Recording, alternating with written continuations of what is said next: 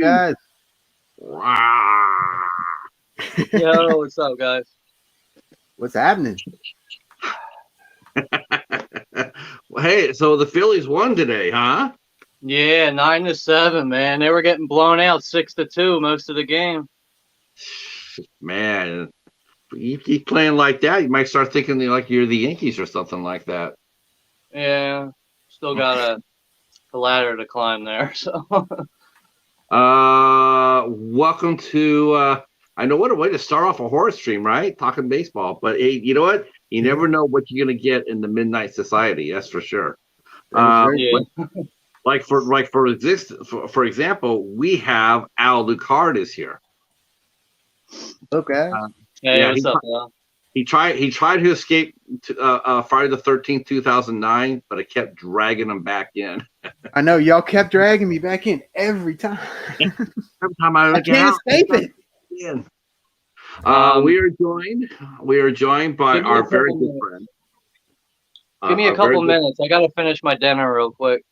Okay, sure. Well, we'll be joined shortly by a very good friend, Sean Blu Digital from the Midnight Hour. But that's all right because Al has an announcement. I do. So we were gifted a digital version of the original Friday the 13th movie from 1980. And we're going to have a little contest. So the contest, if you want to win, the contest is you have to guess two things. You have to guess of all the Friday the 13th movies, all of them, all 12 of them, which one is my favorite and which one is Patrick's favorite. And you're going to put that in the comments. The first one I see that gets them both right will win the digital code. I will send it to you. And it was gifted to us by Echo Cero, by the way. So you can thank Echo for the digital copy. Aloha, Mark the Shark, Mr. Bones, Hobbs. Hi, June. Hi, Vanessa. Wow, we got an army here. Small army. I look at Sean's cool ass room right there. Dawn of the Dead, The Thing. I know. You think he keeps his movies in his closet? Maybe. You know what? I think I have that same. Bookcase, except mine's falling apart. I think when he gets back, we should ask him if he's got movies in a closet and have him show us his closet. Yeah. Hey. Yeah. Because I don't feel so bad. I mean, I thought I was the only one that truly kept their stuff in the closet like the way I do. I really did. I was like, oh my god, this is so embarrassing, because it's all unorganized. I got red bins here. I got stuff over here. I got Yep. And next thing you know, it's like, oh no, I got stuff in the closet. You're good. You're all right. You're all right. Calm down. Yeah. Hey, Waffles is here. Waffles. All right. Oh, this is gonna be popping. Hey, Katie. And Jim's Retro Emporium is here, all the way from. That's right. And you know who's gonna be coming. You know who's coming. You know who's coming too. Our good friend Jim from Now It's Dark. I know that he's gonna come by and make an appearance today. He might. Did you see his video for his anniversary? No. It's awesome. I'll have to check it out. He fully turned around and he said, avoid the cheetah curse, because you heard about his channel and it's just like, he just got waylaid. It sucked, but now he's back and he's stronger than ever. I sort of feel bad about that. I feel really bad about it. I know it really had nothing to do with me or the cheetahs, because cheetahs are good luck, not bad luck. Mm-hmm. But still. And then I saw Night Watch Zone. It's funny. It's like the Night Watch Zone. They did a watch along party of Jaws, and I felt just total deja vu. And we're like, you know what? Jim's talking about his anniversary and that's what happened before. They were talking about their anniversary. They were talking about passing 1,000 subs, and they had their little plaque and everything. And then Night did a show on Jaws, and the next day he lost his channel for good. That was happened in one, and I was just like, man, this is deja vu all over again. Jeez. I'm looking at Jim's channel, No, and there's Knight over there doing Jaws. I said, you know what? I'm out of here. I don't blame you. Don't Mm. blame you. All right, let's see. There's a couple of guesses. Let's see what we're not going to reveal our number ones till the end of the show, by the way. But let's see. Thank you, Casey's Walker. saying me, the reboot, and Pat, final chapter. That's it. Let's see. Bones. Let's see. Jason X. Now remember, this is the Yeah, best no film. mine. These are we're asking you the question: is the best? Which of the movies are the best? Which of the movies are we picking that are the best films? It's a big difference there. Best film. Waffle says 2009 for me and part 4 for you. Let's see. 2009 for him. Wow. Let's see. Haddonfield Slasher saying Jason X for Patrick and mine, part 5. Interesting. Interesting. I I think we need to tell them this, though. We need to tell them that we're picking the best film, not necessarily our favorite film. That should help some of you guys. The best film, not necessarily the favorite, because there are some favorites that aren't always necessarily the best. Well, mine's the same. So either way, Okay. either way, I'm good. Yeah, I just want the people to know that, because I don't want them to be all what.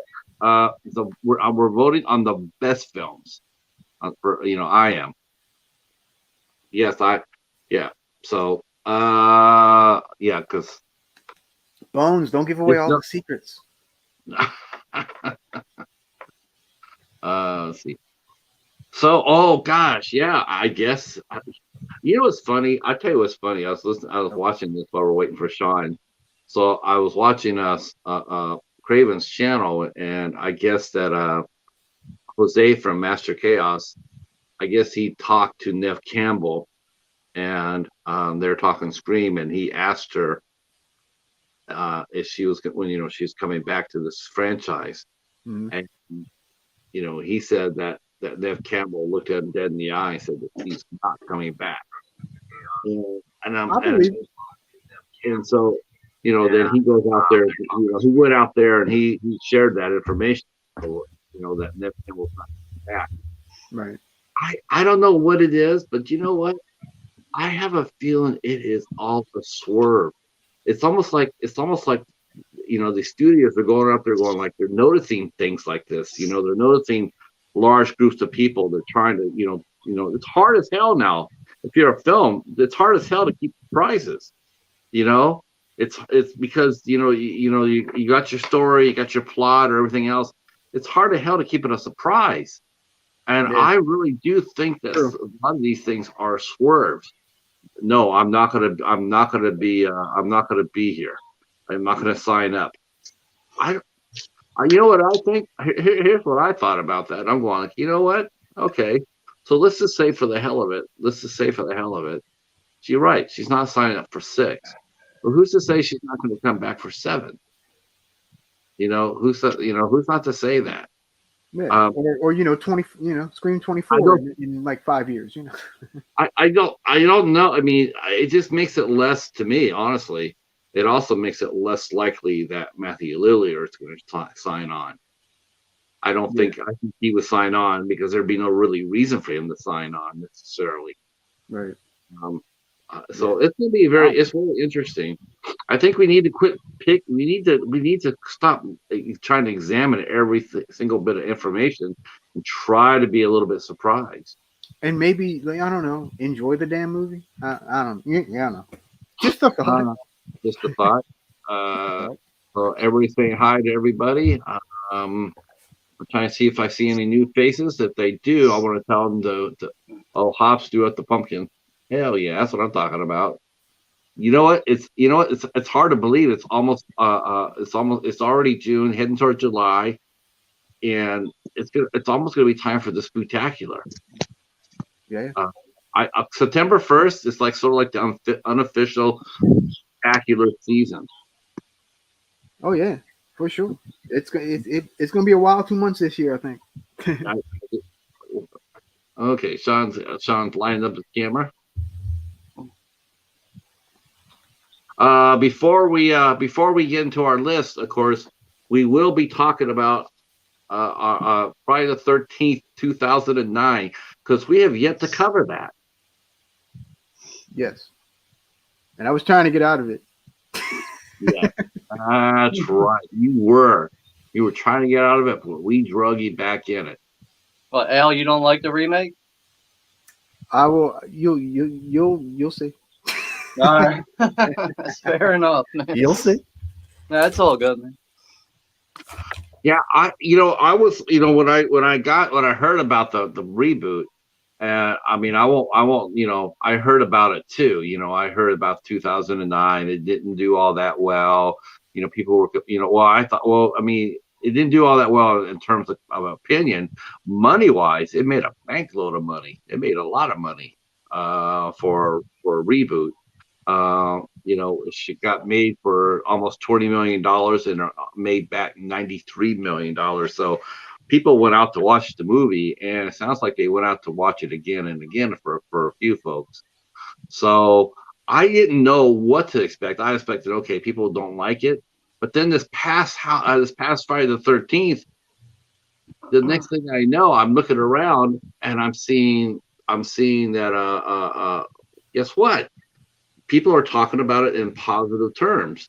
And welcome back. It's like, hey, Friday the 13th back. It's like initially everybody hated on it, but then all of a sudden they let it sink in, and they went back and looked at it again, and they said, this isn't as bad as we said it was. This is actually a pretty fun movie. There's definitely been a resurgence as of late. I do see a lot of love for it now. And this is, I think, a fairly recent phenomenon, because even a few years back, I remember just everybody just be like, yeah, no, the remake, no. But now there's actually some love being shown to it, so that's pretty interesting. I think part of it is too, Al. You think you in the chat too, if you guys let us know what you think about this. I think a lot of people were harshing on it, maybe because they were expecting another film to follow up on that and improve on it. But when Friday the 13th hit a brick wall with that lawsuit between Victor Miller and Sean Cunningham, and also we weren't getting any more Friday the 13th movies, I think people suddenly got a new appreciation for it, because this could be the last one we get for a long time. And it has been. It's been 13 years. Yeah, and there's no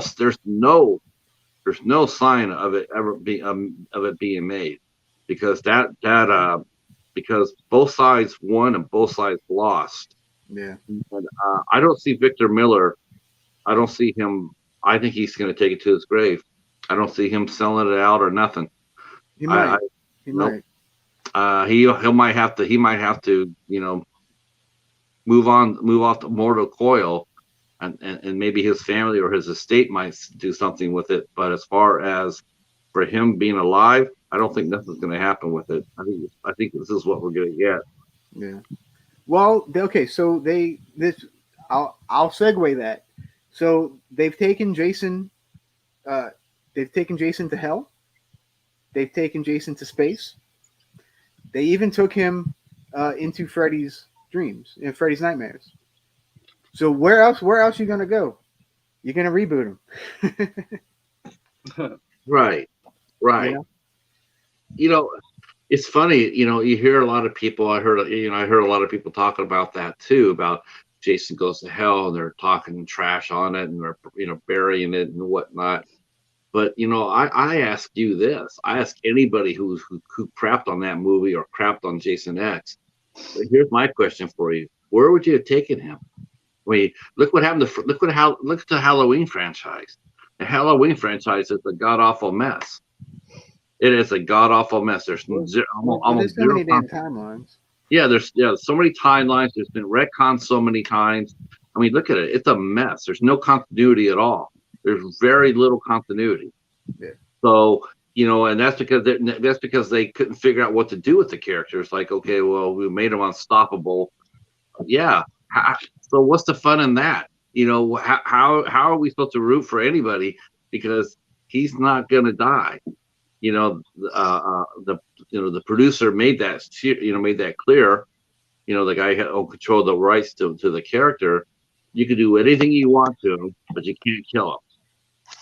So, Right. as a writer, you know, if I'm being told that, what am I going to write? Or what am I going to do that hasn't already been done already? You know? True. True. So, all right, you wanna start off this? Yeah, Reboot? yeah. So the reboot starts. Came out in 2009. It was made for $19 million, returned $93 million, and has a nice cast to it. Had a very nice cast. Actually, some fanboy power in it too. Jared Padalecki was in it as Clay Miller. He plays Clay Miller. Of course, at that time he was doing Supernatural. Mhm. Okay. Danielle Panabaker as Jenna. Of course, she's done, you know, she was in The Flash, and she's done a lot of horror films, episodic or whatnot. But she had she had a horror background too. This is actually the most well-known cast. I'll say that much. As far as the names go, Yeah, probably. front to top to bottom, this is probably the most well-known cast that in the movies. Between this and Freddy versus Jason, yeah, for sure. Because when I saw this, I knew just about everybody on here. I knew their name, I knew some of their work. I was like, wow, there's these people in it. Like I know who Jared was, I know Danielle, I know Amanda Rigetti, Travis Van Winkle. I didn't know who Aaron Yu was. I knew Derek Mears, Juliana Gull. I knew her. I knew Willa Ford. I knew that person. Richard Burgi. I knew him because he did a Starship Troopers. Yes, that's right. Nana Visitor played Pamela Voorhees. So any fanboy at all knows Nana Visitor from Star Trek: Deep Space Nine. And then they had. Huh? Was she doing a British accent as Pamela? Because that's No. She was voiced over by Kathleen Garrett. She did the acting part, but the voiceover probably because they shot out they shot it out outside, and they needed her to come back for ADR, but they had Kathleen Garrett do the voiceover. So I knew everybody in it. That gave me hope for the movie. So basically what they did for this movie was they moved everything up. So instead of 1958 or 57, they moved the whole movie. They retconned the start time. Hey, Cal. Hey, Anthony.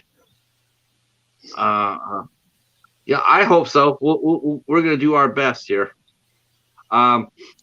So what they did, I thought was smart. They rebooted it. They didn't go back. They brought everything up forward. From 57 to 80, and then that's where we start the movie, and we open up the movie. It's on Friday the 13th, June 13th, 1980, and we open up the movie just in time to watch Jason as a little kid. He's sitting there and he's watching his mom fight. It doesn't say who he's fighting. The counselor's not named, but she's fighting Pamela Voorhees, and he sees his mother get decapitated. So, they're fighting, and he sees his mother die by losing his head. So obviously he gets traumatized by that, and so obviously that's a problem for him. So then they bring it up to the modern time. They bring it up to our time, 2011 or 2009, I guess it is. But I did want to bring up in the 1980 scene. It was the whole thing was intercut with the opening credits, and that drove me bonkers. I hated that so much.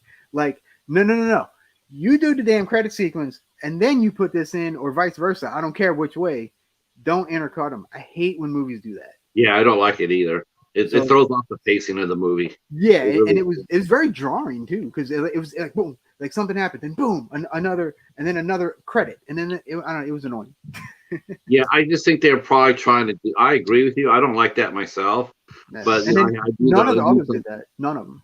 Yeah, no, I think they do it to try to be jarring, to sort of like the bracing. It's like, hey, look at this, Maybe.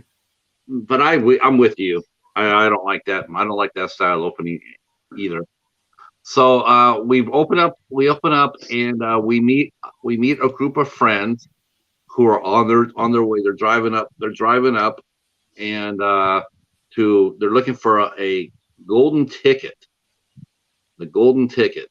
And what's the golden ticket, Al? Well, how can I put this? They're basically looking for the golden stash. Oh yeah, Yeah, the that's right. devil's lettuce. They're looking for the devil's lettuce. Yeah. So The devil's lettuce. Yeah, that's right. That's right. so I like to call this Jason pot farmer Jason, because that's kind of what he is. What is he? The pot farmer Jason. Oh, Yeah. okay. I don't think that is the case. I'll tell you what I think it was. I think what it was I think he was living underground all that time, and they did the pot above him. I don't think they didn't know who he was there. I mean, what is he having? I don't know why, but I totally think it's just, Yeah, he doesn't have anything. He's not sitting there going selling it or anything like that. I don't think he grew it. I think he's just underneath there, because that's we find out later about that. But I don't think that he himself was in the pot trade. He might have been smoking it. Who knows? Yeah. Well, I think he would have been a lot more mellower, don't you think? I mean, yeah. I mean, instead of killing everybody, he would have been hitting them up for their munchies. Maybe so. That's why he was so pissed off. Someone just disturbed his stoner slumber. There you go. Yo, let me get on that bag of Cheetos from you, kids. I'll smoke all my weed. You ain't smoking all my weed. Puff puff pass. Puff puff slash. Yeah. Gotta get you killed around these parts. Puff puff slash. There you go. That's a good one. Hashtag puff puff slash. So these group of friends are coming into Camp Crystal Lake. This is 30 years ago that happened. So they roll in, and a group of friends roll in, and honestly, they're just kids. The only thing that's important is that we meet Amanda, or Whitney, who's played by Amanda Rigetti. She's there with her boyfriend, and a bunch of her friends, and they go ahead and go there, and they parked the car from who knows where, because they hiked in a long way. They hiked in. They've been hiking for a while, and they were all loaded up. I was curious, like, wow, with all that gear that they're carrying, how are they going to carry all the devil lettuce out? Someone's going to have to go back for the car or something. Hey, Mr. Dan, how are you, sir? How are you? Hey, Dan. Let's see. One of the things I really like about the whole weed concept, it just gives me such like vibes from like part 3, like with the stoners in the van and everything from the third film. Yeah. I think it fits in very well. I mean, weed and slashers, yeah. So weed, teenagers, sex, Yeah, what they say, drugs, sex, and I'll be right back. They all ensure your doom. Yeah. So the friends are they all set up a camp, and they go, and of course they tell the story about Jason. Someone tells them about the story about Jason. He supposedly saw his mother get killed, and no one ever caught him or anything else. It's the same story we heard before. So they try to keep a little. They tried to keep a little homage from the other movies, and that was a nice thing to do. A little bit of familiar. Yeah, already. Familiar territory, right? Yeah, Um, exactly. so, what did you think of the friends, Sean? I mean, the group of friends. Was there anything that stood out for you? What did you think? Uh, I mean, I don't find any of the cast or characters really annoying or anything.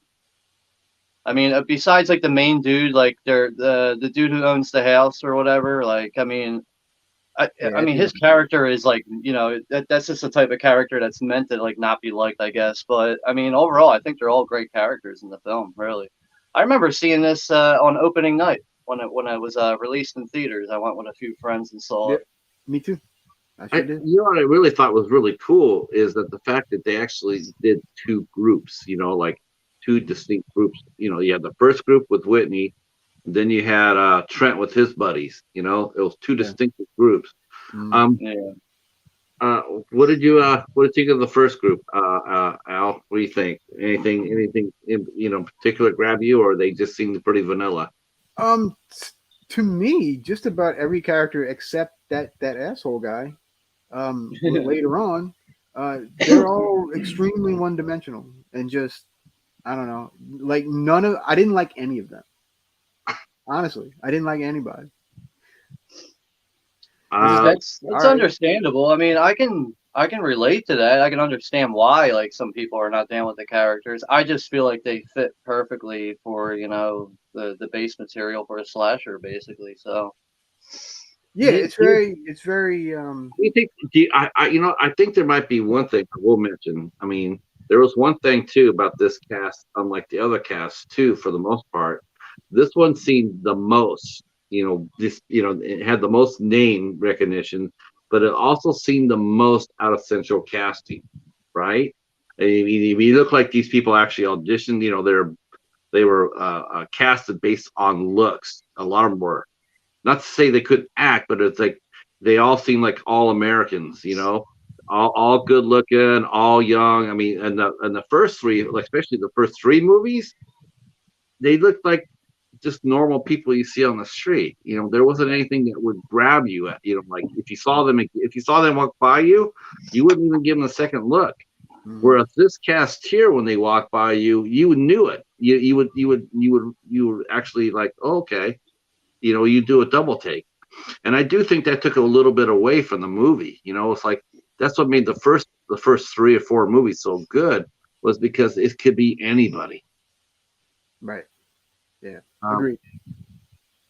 so I mean, what do you guys think in the chat? I mean, do you think the cast was too good looking, too Hollywoodish, or do you think that was or was it a plus for the movie? yeah, I feel like it just we're at the point where like there's so many horror remakes out there. I just feel like people shouldn't really expect a whole lot from them. Just I don't know. Like I kind of go in with my expectations a little low, just so I Right. could maybe be surprised by something. And I don't know. It's like I said, there's so many damn horror remakes out there nowadays. But There's way too many. But Yeah. yeah, I but mean the Friday the 13th though, it did add some punch to it though. I mean, you got to think about it. You had Marcus Nispel, who's the director. He's done some really good movies. He did the Texas Chainsaw remake that did Mm, really well. You also had Sean Cunningham back on board as a producer who knows the characters back and forth. And then you had Michael Bay on top of that, who's also another executive producer. And we all know Michael Bay's track record, so it's like they put some thought into this movie. And some firepower into it. right, right. Um, so I just thought that was really interesting though, that they seemed to go out of their way a little bit to cast a little bit too perfect. It would have been nice to see a little bit more gritty. But of course, they go inside the camp and they set up a camp, and everybody goes their own way. Whitney and her boyfriend go one way, and then there's a young couple there. They set up a tent, and they're going to go do their own thing. Of course, there's the odd man out. There's two odd men out, and so they do their own thing.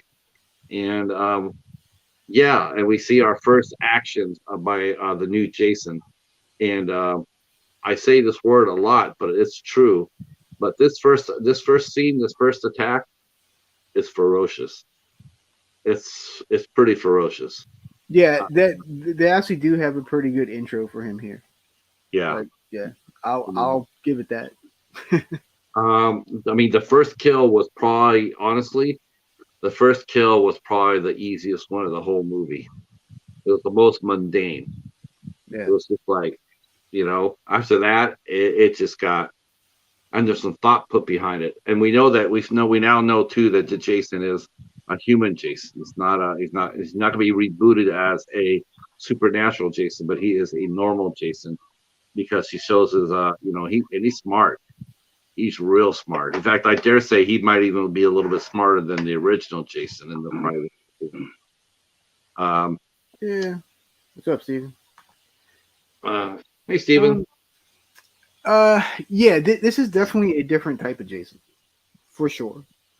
I did like that he had the I guess it was like bandages in this one, right, over his head instead of. Yeah, I like that. So yeah, I like that they started it like that. I mean, besides the fact that the whole film is overproduced, mostly because of Michael Bay, but I mean, if you can look beyond that, there really is like some like beautiful set pieces throughout it, and I feel like the moments wherever there's rain or whatever, it's utilized very well. So it's Friday the 13th, the remake. Jason gets overproduced, but it's still it's got a lot of cool elements about it. I think so. Mm-hmm. Echo, throw that up. What Echo said. Yeah. True. So what reboot do you like better, the Friday the 13th or the My Bloody Valentine from our friends from Supernatural? Easily, I will take the Friday the 13th remake. I have not seen the My Bloody Valentine remake. I did like the Friday the 13th remake. I've seen them both. I don't particularly care for either. I was on fire today. I guess I'd have to go with My Bloody Valentine remake if I had to choose between the two. Let's see. I like My Bloody Valentine remake. I just feel like it's a little uneventful. Like I watch it, and when I'm done watching, I'm like, all right, I don't really get much out of watching that, but yeah. So we Star-Lord in the house. Let's see. I only remember the 2 kills. 2. I remember there was 2 kills, running up and plunging the machete and dropping him down on the porch and impaling the guy in the front door. So they the first guy, the first friend, he gets wiped out, and then Jason comes back and he he's making noise outside, and there's a couple in there and they're having sex. So that they're doomed. So they're in the tent, they're having sex, and then they hear the noises outside, and his buddy's thinking, he's eavesdropping. He's eavesdropping, and no, he doesn't know his buddy has both found the weed, he found the devil's lettuce, and then he died. So he doesn't know that. So he comes out of the tent because he's hearing the noises outside. So he's going to go out there to talk to his buddy about that, and then we get the first nasty surprise. Jason has put out a bear trap for him. Oh yeah. And yeah, dude, bear traps, man, they freak me out, man. They freak me out. Bear traps are unnerving. I mean, that iron is nasty business. Oh yeah. So he gets caught in a bear trap. He's done already, but he starts screaming. And Jason doesn't come out and kill him. You think that he would take care of him right away, but he doesn't. He goes over there and takes care of the girlfriend. And he comes over there. The boyfriend's looking on, and Jason picks up the girl in the tent, and he doesn't do the tree. You think he's going to do the tree? He does something a little bit even worse. He hangs her upside down over the fire. Yeah, to let her cook. And it's not a quick scene, is it? No, that's probably like one of the worst and longest ways to go. Yeah. I would. That's how you could tell that there was some clout in this movie. When you saw that scene right there, you knew that both Sean Cunningham and Michael Bay, especially Michael Bay, they have some. They have some because that was one of the most brutal kills of the franchise for me. I mean, that girl was suffering, and I definitely. he couldn't do shit. Yeah, that's definitely my favorite kill in this movie for sure. So he's sitting there watching his girlfriend slowly get cooked to death. He's trapped, can't do shit, and then of course she falls down and she's dead. And then over Whitney and her boyfriend, they're inside a cabin, and they're exploring around, and then all of a sudden Jason comes from behind, he's down below, and he comes out with his machete, and he's taking it right through the floorboards, and and he's man, that was a brutal scene too, because he's not killing them. That's Jason's old mode. He's just killing you as fast as he can. He knew that he was not going to kill anybody. He just wanted to hurt him, and he did. I think he put the machete through the guy's foot, and definitely through his hand.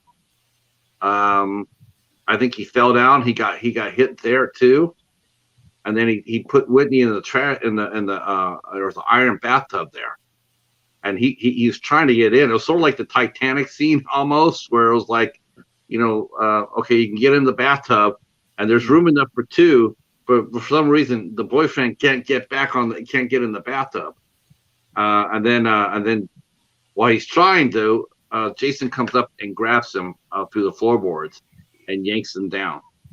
So Amanda's Whitney's in the bathtub, and she sees her boyfriend go down, and as he's going down, he's yelling her to run, to run.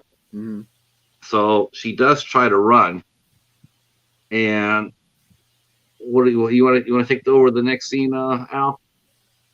I didn't do a scene by scene, so I don't remember exactly what's next.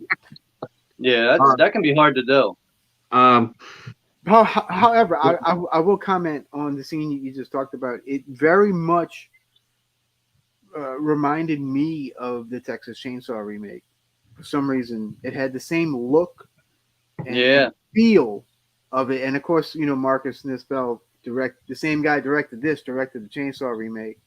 Yeah, so, and it's a Michael Bay production. And it's Michael Bay, Platinum Dunes. Yep. It's if you think, now that you mention that, it's like the Friday remake and the Chainsaw remake. It's like those two could like easily fall into the same universe just based on the look.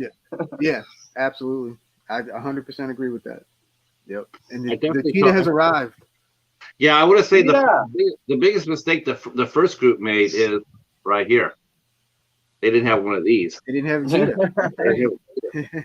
Buddy. If they would have had one of these, it would have been a different movie. It would have been a short film. Well, that's a good point you made, Al. I mean, because I think that really was because the Texas Chainsaw movie had success. It had, because that's the one with Jessica Biel, right? The one right. And that blew up Platinum Dunes, which is the same company that remade this. So I think what they did was they pretty much did the same some of the same ideas and transferred it over to Friday the 13th. Yeah, which makes sense if you're making money. I mean, isn't that the Hollywood thing? Well, they made $100 million. Okay, we're all going to do the same thing because that first film made $100 million. Right. So just keep regurgitating it over and over again. That's the Hollywood way, Want to get down? Yeah, I guess. Let's look at that mighty jump on the big screen. See, there you go. Look at this. Man, fast. That's the Cheetah. Yeah, you're right. I mean, you're right. I mean, it makes sense for them to do that. And you know what? It worked on the Texas Chainsaw Massacre, and for me, it worked here too. It did work. So Whitney comes out. She runs down, she sees the other kid still stuck in the bear trap. She sees her friend. She runs over and sees her friend all cooked, and she bends down and sees that she's dead. Then he's going to go over there and help get this guy out of the bear trap. But as she's doing that, here comes Jason again, and he walks right on over there and buries a machete in that guy's head. Game over. I mean, it was brutal. He just walked on over there and just like, and then he doesn't kill Whitney though. He takes her, he kidnaps her, and that's a first for a Jason movie. First for a Friday the 13th. That really threw me off. Like that really, I was like, this is not Jason. I mean, Like, you I think don't about it though. Like after part 8, it's like I don't know. Like Jason Goes to Hell, and Jason X. Obviously they're Friday movies, but they just don't have the same feel as the original 8 films. I mean, at least I don't think so. So. Yeah, it's true. Yeah, I thought the kills were just, in many cases, just far superior to some of the other films. But those other films were handicapped by the ratings board. But I still say, even if they weren't, I dare say that the kills they had, some of these kills they had on here, easily outmatched those from the earlier films. And it's a little surprising too. I mean, because some of these kills are just, I mean, the girl cooking in the sleeping bag. I mean, holy shit! I mean, like I said, it's not like a 30-second kill. She's there and she's screaming and everything else. He's watching her. I mean, it's cruel. It's brutal. Yeah, I feel like that, like that kind of death, like that could work in any horror movie. Like if that was in like some other movie besides a Friday movie, it would still be very effective. Yeah, it would be. But I mean, there's nothing in the before everybody talks about the girl in the sleeping bag. He bashes her against a tree. Well, that's a rough one too, man. Yeah, I dare say, as far as that goes, I mean, what was worse? Well, maybe, I mean, even if they would have showed her getting hit like 5 or 6 times against the tree, I mean, I still think she's dead after the first shot. This girl here, that she didn't have that luxury. No. So, but Whitney's captured, and then we fade off until for about 6 weeks, and then we meet another group of friends. But first, let's answer Hop's question. Okay, Top's question here. Right. Let's the see. Original name for Jason. Do you guys think it would have helped if they liked the original? Do you think they would have, if they would have changed it?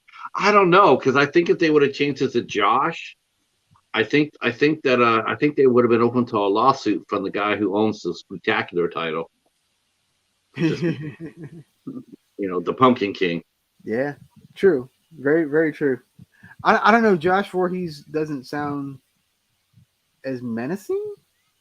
What about Benedict Voorhees? Benedict, there you go. What if that was his name? Benedict Voorhees. Or like Zachariah Voorhees. Yeah, that sounds like a Mormon. That sounds like a Mormon slasher right there. That's a Mormon slasher, yeah. It's like, I shall hit you with my tie and my Bible. No, the Book of Mormon smites you. Okay, all right, better not.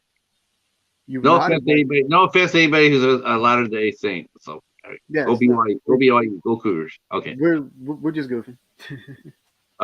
See, Hop's sitting there going, he wouldn't have liked it. Wow, yeah. Should have been like ring. Jebediah Voorhees. Jebediah Voorhees. Yeah, Jebediah. There you go. Yeah. Man, doesn't every backwards movie though? Think about it. If every backwards movie, don't they always have a Jebediah or a Jethro? Yeah, something like that. Or a Bubba. It's true. Casey brings up an interesting point. Yeah, they're all kind of 2-syllable names. Jason, Freddy, Michael, Chucky, Victor, Cordell. Yep. Yeah. Does anybody know where Cordell comes from? Tell me in the chat. Texas Ranger. We don't know. Texas Ranger. Chuck Norris. Nope. No. It's a slasher movie. Oh. Silent Rage. No, that's a good guess, but no, that's a great movie, by the way.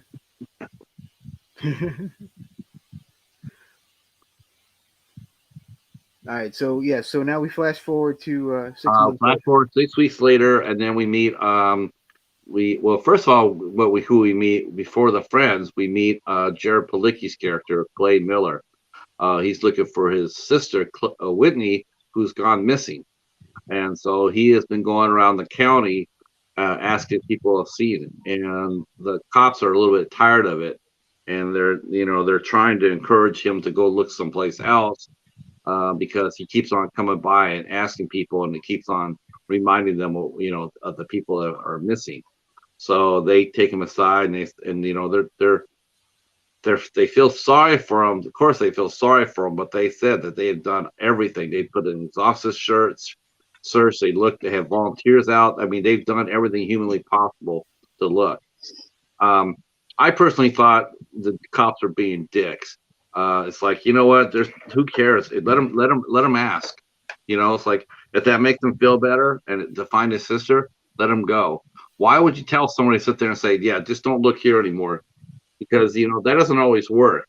It's like there's been many things that the cops have done wrong and haven't covered, and people have found out about. So I understand. I was actually very sympathetic to Clay right off the bat.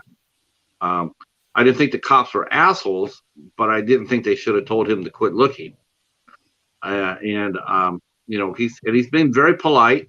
He's been very polite. He's not pushy. He's not loud or abrasive. And he goes to the store. He's asking, have you seen this girl or whatnot? He's just, obviously he loves his sister, and obviously he wants to find out what happens to her. There's nobody here that wouldn't do the same. So he goes to this, he's asking around, and while that's happening, then we meet the second group of friends led by Trent. Trent seems to be like an upper class guy, mom's and dad's money. Probably really hasn't had to work very much in his life. AKA douchebag. What? Yeah. So Trent is Trent's there, and we meet. We meet that guy. Yeah, Trent. So he's there with his girlfriend, played by Jenna, played by Danielle Panabaker, and we see her for the first time, and it's like, okay, all right, that's good. And then his other friends are there, and they're again they're a little bit they're straight from Central Casting. I mean, what do you think of it? And they come inside the store, and they're nice. Some of the people are nice. Trent's an asshole. We see that right off the bat.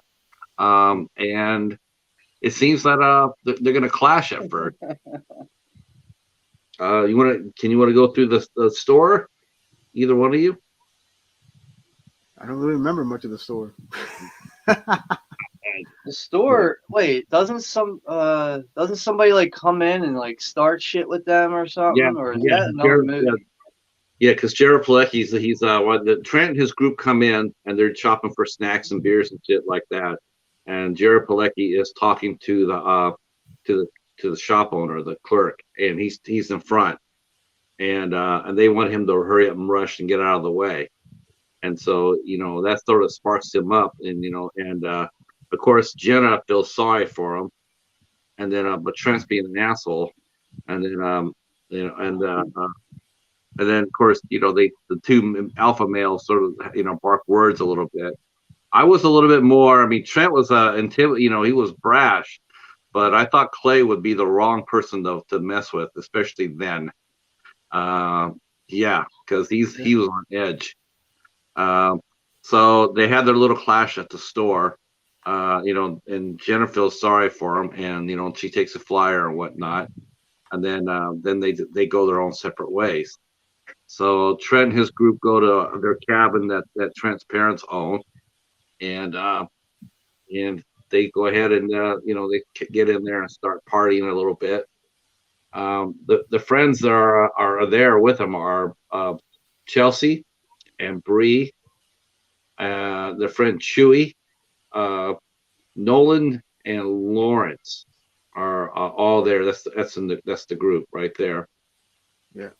Uh, and And the whole time while this is going on, this is me sitting there watching this. What? I'm just kidding. No, let me ask you a question. Did you watch this film sitting straight, or were you hanging upside down? I may have been upside down, but I watched it like a couple hours ago, so it's fresh. I just don't remember much of it. I'm just thinking maybe you watched it. Maybe it was you're upside down. Maybe the blood in your head might have fogged up your memories a little bit. Well, if I was This is upside why down, I don't it probably would've made really. it better. This is why I don't review movies that much, because I'll review movies and I will forget key scenes that happen, and Yeah. like I should be remembering that, and I'm just like, I don't know, I need to work on that. So Well, I want to give this movie this fair shift. I mean, I don't want to blitz through it, because this is a pretty good movie, and there's some thoughts there behind it, that I have. I mean, this is yeah. Let's get going. All right. So anyway, immediately what happens is they, of course, we're not seeing Jason yet, but he knows that they're there, and so they decide to take Bree and Chelsea and Nolan decide to go take the boat out on the lake. They have a boat, so they go ahead and they drive down to the boat dock, and then Nolan dares Chelsea to ski topless. So she goes ahead and she takes off her bikini and she's gonna do that topless. So they're driving around, and then they get close to the shore, and then Jason takes out Nolan with an arrow right through the head. Good shot too. Good shot. yeah, that's an excellent one. It's a really it's a and the thing about it is too. Here's another thing I really liked about this. It happens during bright daylight. Now that's a rarity in the Friday the 13th movie. Yeah. Most of the time they're always dark and it's always raining and everything else, but this happens right in the middle of the day. So this is, to me, instantly is like, oh, okay, you're elevating it, because I was happy to see that. So Nolan gets hit, and then he loses. Obviously, he dies at the boat. The boat and Chelsea falls in the water because the boat because she waiting to get picked up.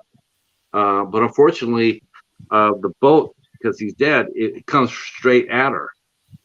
I mean, so you're thinking maybe she's going to get ran over, but she just gets a glancing blow on the side of her head. It's still serious, but she didn't get chopped up.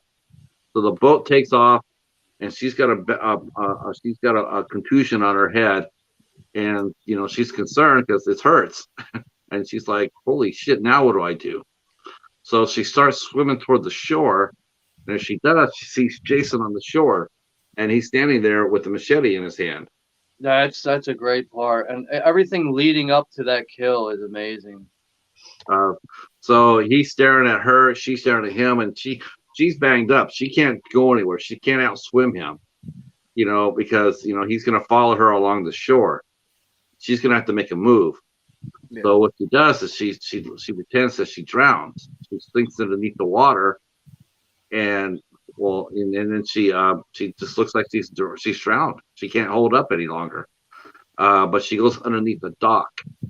Yeah. And then Jason's looking at it, and then he goes on the dock himself, and he's walking around, and he's looking out in the water to see her, and she thinks that she's safe. And then he comes down and he stabs her in the top of the head with his machete and lifts her up.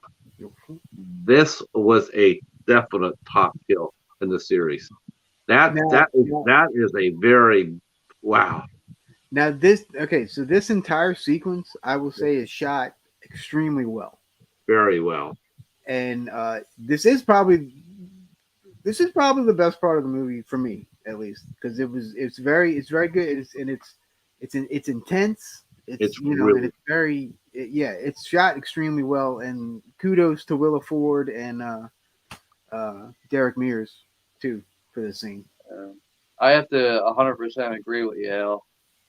Definitely. Like it's before we even started this is like one of the kills I was thinking about the whole time. It's just the under the dock kill.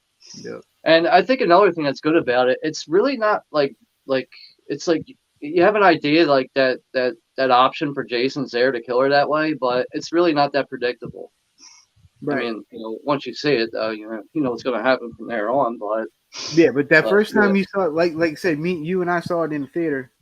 No, yeah, Pat didn't see it, but yeah, when we saw that, everybody like, oh, like it was yeah, such it was actually, it was a like gasp. dead quiet, and leading Yeah, up to it, you start hearing like the gasp and the oh shit, and yeah, yeah, I yeah. think That I was tell you definitely what it cool. was. What it was, it wasn't the kill itself because you knew that was coming. It was You the knew whole it little was, sequence. Yeah, you knew it was going to happen. I think what right. made this You just scene, didn't know how. uh, I think what really made this scene really work is when he stabbed her and he pulled her up, her eyes rolled in the back of her head. Yeah, Dude, that was just like, damn. That yeah. was just like, I know we've seen that before in the Friday the 13th, but at night, you get a quick glimpse. Mm-hmm.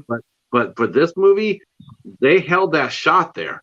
They pulled her up, and you see her, and you see those eyes roll up in the bright sun of the day. Man, it's just, it's like, damn. You're just sitting there going like, that's just ain't right.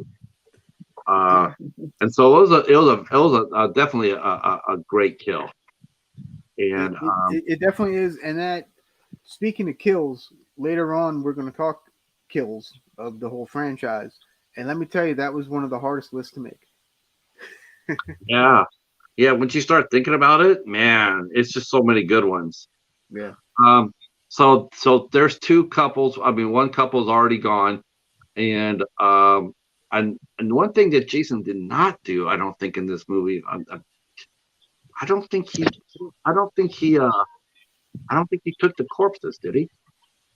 Like how he's throwing them I all don't, through the window. not that I recall. I don't recall that either. Okay, so now that's it. So those two are dead.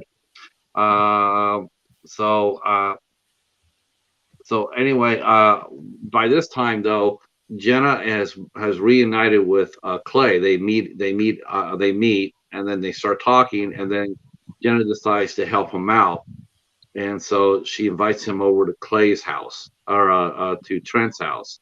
And so when that happens, Trent acts like an asshole, and he comes one step away from getting his ass beat. Um, but Trent's being such a dick. So Always. yeah, always. So they decide to go to search the Camp Crystal Lake campgrounds, and then they see that Jason is hauling a body to the abandoned camp house. So he has the bodies, but he's not necessarily like tossing them everywhere, like he normally does. So he takes the camp. They see that, and they run back to the house. Then they have to tell him what's going on. No one's really listening at first, and why this is happening. There's a redneck who has he has a shack of some sort, like tools and whatever.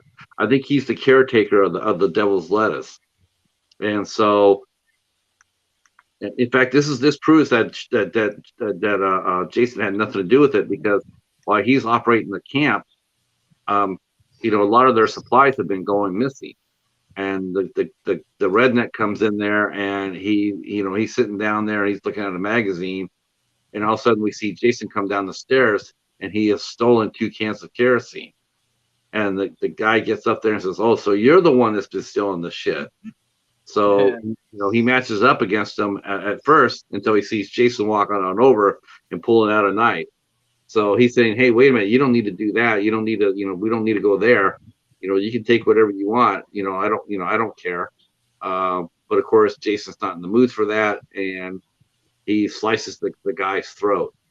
Now, this scene here did get cut. It did get edited, because originally it was going to be where Jason grabs him by the hair and cut off his head, and they decided they didn't want to do that. So they had that outtake. They had that in the outtakes, so you see that. But no, they show him just walking up there and slicing his throat. So Interesting. I didn't know that. yeah, and he takes He takes the gasoline or the kerosene and he leaves.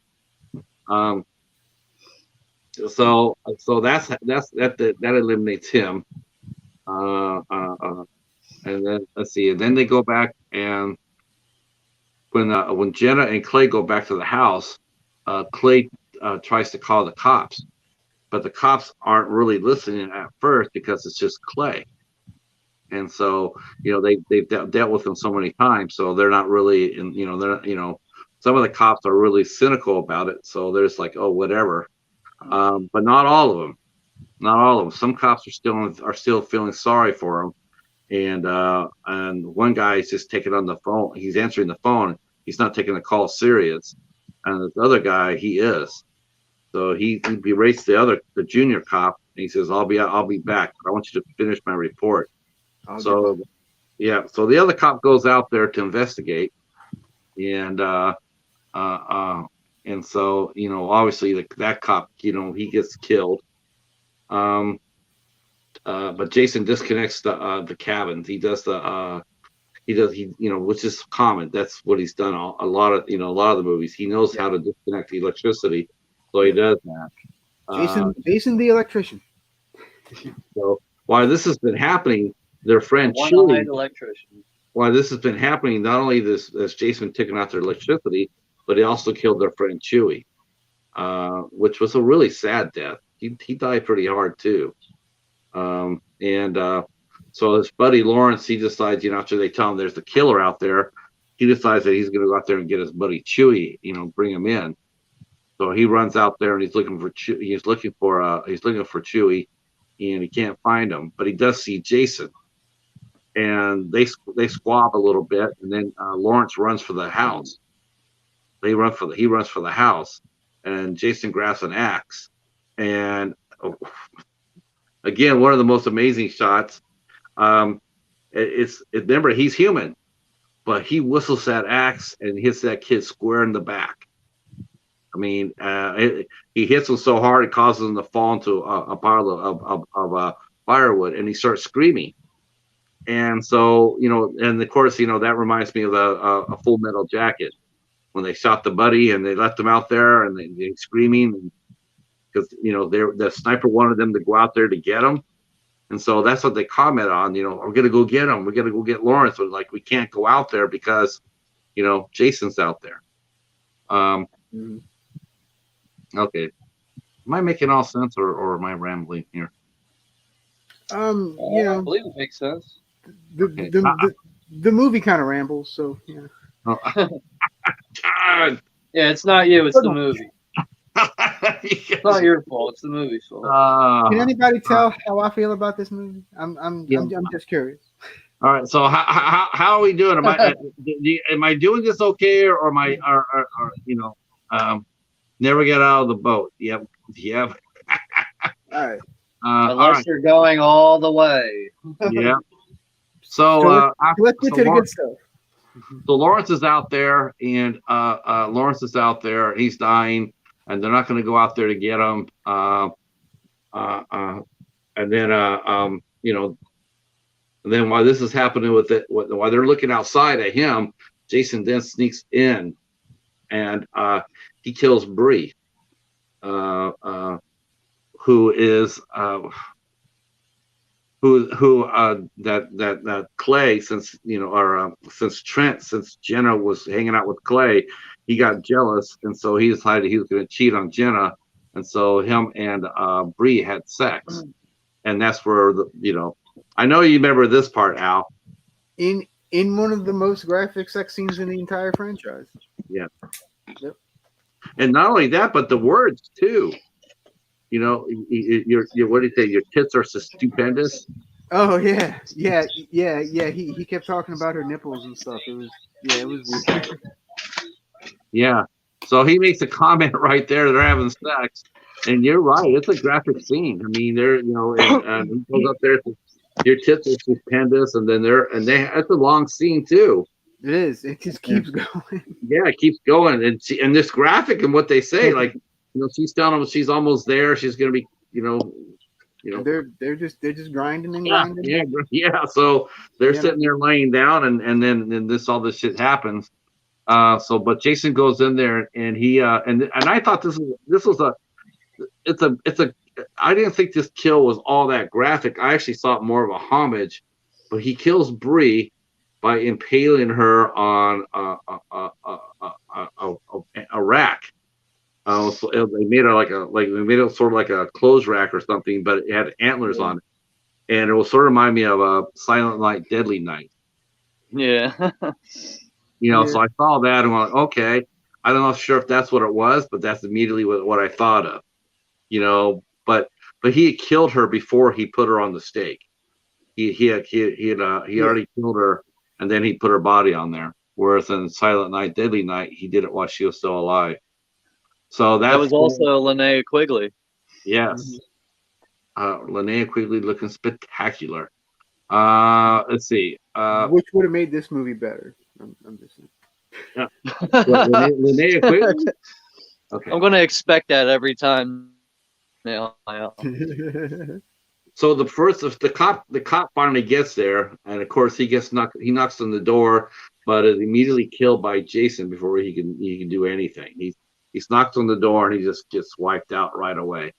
So now we're down to Trent, Clay, and Jenna. So they escape the cabin, but they become separated. And so while that happens, Trent gets killed by Jason and everybody's happy about when Trent buys the farm because he gets it pretty hard too. He doesn't get off easy with he gets impaled on a tow truck. Yeah. The tow truck there, and he put him on the hook. So he dies a hard death too. Yeah, that scene really reminded me of Texas Chainsaw as well. Like I could easily see that being a kill in any of the Texas Chainsaw movies, old or new. So we're getting close to the end here, and Jason chases Clay and Jenna back into the campgrounds, and then they hear noise. They hear noise, and they hear screaming, and they go toward the screaming, thinking one of their friends might be still alive, and instead they find Whitney, who has been being held underground for the last 6 weeks. So they go ahead and they free Whitney, and they start making out to escape. As they try to escape, Jason comes back for them, and as they're going through an exit. As they go through an exit, then the saddest kill happens, and Jenna gets killed before she dies. She dies, and then Clay and Whitney are faced off against Jason in a barn, which brings back the final chapter. Friday the 13th, the final, which took place in a barn. The barn was 3. And then there's another scene, homage to Friday the 13th, Part 2, where Whitney tries to confuse Jason by pretending to be his mother. So they go ahead and they and again, this whole scene is like a one long shot of homage to the past movies, because then they go ahead and they tie Jason up with a length of chain, and Whitney stabs Jason with his old machete. Seen that before. And then it looks like they're going to escape, and then right after, then as they do, then Jason comes to a dock and he grabs Whitney, and then the movie ends. So that leaves the room for a sequel, and that is Friday the 13th, the reboot. But I loved this movie. I really did. I thought this movie was I enjoyed it. I was really surprised to be how, like what I really liked about it was serious. I mean, there was some brutality there. I mean, they were holding back, and I think that was I think they needed to do that to grab the attention of the audience. They had to get you talking. When you were coming out of the theater, they wanted you to be talking about it. And you were. If you saw that movie in the theater, you definitely were talking about it. I definitely talked about it. Now, okay, all right. Now, let me ask you a question, Al, because I know you don't like this, obviously, but What was the reason why? Because it couldn't be characters because no Friday There the is one. 13th movie. Yeah, Yeah, no there is Friday the no 13th character. movie had, huh? I don't know. To me, um, they they tried too much stuff. Like they combined elements of the first four movies. Okay, but they didn't. I like yet nothing happened. Like it was, like it was to me. It was just kind of a waste of. I don't know. Like I would just have preferred another story instead of a weird mishmash rehash. And it's not that it wasn't done.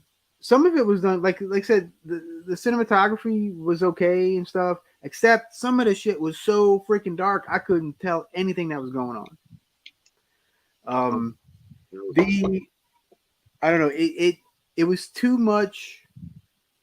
Uh, like Texas Chainsaw meets Jason kind of thing, and to me, it didn't feel like a proper Jason movie. Does that make sense? Yeah, Yeah. it does. To me, I I, mean, I, to me, yeah. it just wasn't. It didn't click for me. I didn't like I said, I didn't like any of the characters. Um, and to me, it's personally, it was a waste of time for me. I said I do know a lot of people that like it. Obviously, Pat, you like it, and Sean, you too. But like, I don't know. It just didn't do it for me, I honestly. mean, like when I saw it in the theater, like when I got out of the theater, I was kind of like 50-50, like kind of just like mediocre about it. But over the years, the more like sat down and watched it and like actually focused on it, you can appreciate some things about it. But there's certainly it has its flaws, and with its flaws, that's where I agree with you because like it's hard to say if it feels exactly like a Friday film because the elements are there, but it's not like the first 8 films. But this is also why I don't really get into fan films for Friday the 13th. Just like I don't feel like I'm watching a Friday the 13th film. Like why don't I Right, just right. do this the right way instead of watching a fan film? Now, I But actually felt it's like they did cover it the right way because yeah, the only thing I will agree with is I don't think they needed to jam in the last four films in the last 20 minutes. That was a mistake. Yeah, But but way too much. but they did have a lot of elements from the first four movies that I really enjoyed, and I'm glad they included it. Like I thought the underground thing was brilliant. Showing him, and it showed their Jason to be more intelligent than the one from the first four movies. He was smart, but he wasn't as smart as this one. This one here was, and he wasn't painted out as a mongoloid or abnormal. He was just a kid out in the woods when he saw his mom get killed. And so it didn't have that aspect of it, like a creature, like maybe not a illiterate. He didn't come across as illiterate or uneducated. He came across as very smart and very cunning. And when he kidnapped Whitney, that was spooky too because it showed that he had urges and feelings as well. Like before, it's like he's killing everything. He's killing all the women. It's like he's not even looking at them. But here, that's not so much. Like I wish they would have. I wish they would explain what drew him to like why was he drawn to her? That would have been interesting. Because she didn't look like his mom. you No, know, which thank God for that, right? But but still, he still had like, okay, I'm going to keep a girl. I'm going to keep her at. We've seen that before here in America. There's been plenty of people who've kidnapped sex slaves and held them underground for years. If not, the Cleveland guy. So it's not unheard of. So I mean, I like that aspect of it, but I didn't like the last 15 minutes being jammed in with all those throwbacks to the first four movies. yeah. I need to sit down and watch the features. That's one thing I haven't done is watch the features for the remake. I wish I would. Yeah, they're a little thin. I mean, it's okay, but it's a little thin, and I wish they would have did a director's commentary on it. It would have really helped it. but you know, they do talk to the cast. They talk about the different kills and what they went through and whatnot. So it's a little it's okay, but it's Yeah, I'm not looking at it right now. yeah, it's not nearly as good as the first 8 when it comes down to special features for sure. Yeah, but that's Um, like overall. That's why like special features are so important because it just gives you a better understanding of like why they shot certain scenes or why they had to do what they had to do, and it just explains things better. It gives you a better opinion about things. I definitely want to go back. This movie definitely made me want to go back to watch Texas Chainsaw Massacre, the remake, which I do have. What You makes have me the want beginning. the Now, one with Jessica Biel. All right, that's the now original one. that one, Yeah, I don't have the first two. The now beginning's pretty good actually. the Jessica Biel one, I like. Yeah, Yeah, yeah. So Um, there you go. I like them both. I did think that this movie, you know, I know a lot of people, you know, I will have to say this though. When people say this is, you know, they didn't show any character development, I have to sit there and say I disagree on that too because there was some character development, and I thought that, I actually thought that Clay Walker was more fully developed, you know, than most characters. I like I like the connection with Jenna. I mean, they got a chance to talk a little bit, and and I thought that Trent, even though he was an asshole, I thought his character was, you know, he showed a lot of range. You know, he showed who he was. You know, he's an asshole. Or he's entitled, then he's an asshole, then he's a coward. You know, and then you know, then before he buys the farm. So he does show several sides of his personality, and Mhm. they allow him to do that. Uh, the rest of the characters, yeah, not so much. Um, and I dare say this too. And this is the first Friday the 13th movie without a final girl. Yeah. This is how I feel. I don't think Whitney did enough to qualify the final girl. Right. Yeah, because she's not in it that much. No. Number one. Yeah. I mean, showing her stabbing him with a machete, okay, yeah, wow. You know, everybody gets a licking on Jason, but as far as what a final girl really does, Yeah. she didn't really do anything. I thought Jenna was more of a final girl than she was, but me. Yeah. Oh yeah, for sure. Now I will say this. Yeah, I don't care for this movie, but it is definitely not the worst thing I've seen. Yeah, Definitely not. Not even close. yeah. It's Yeah. not the it's not the worst Friday the 13th movie. No, I totally understand where you're coming from, Al.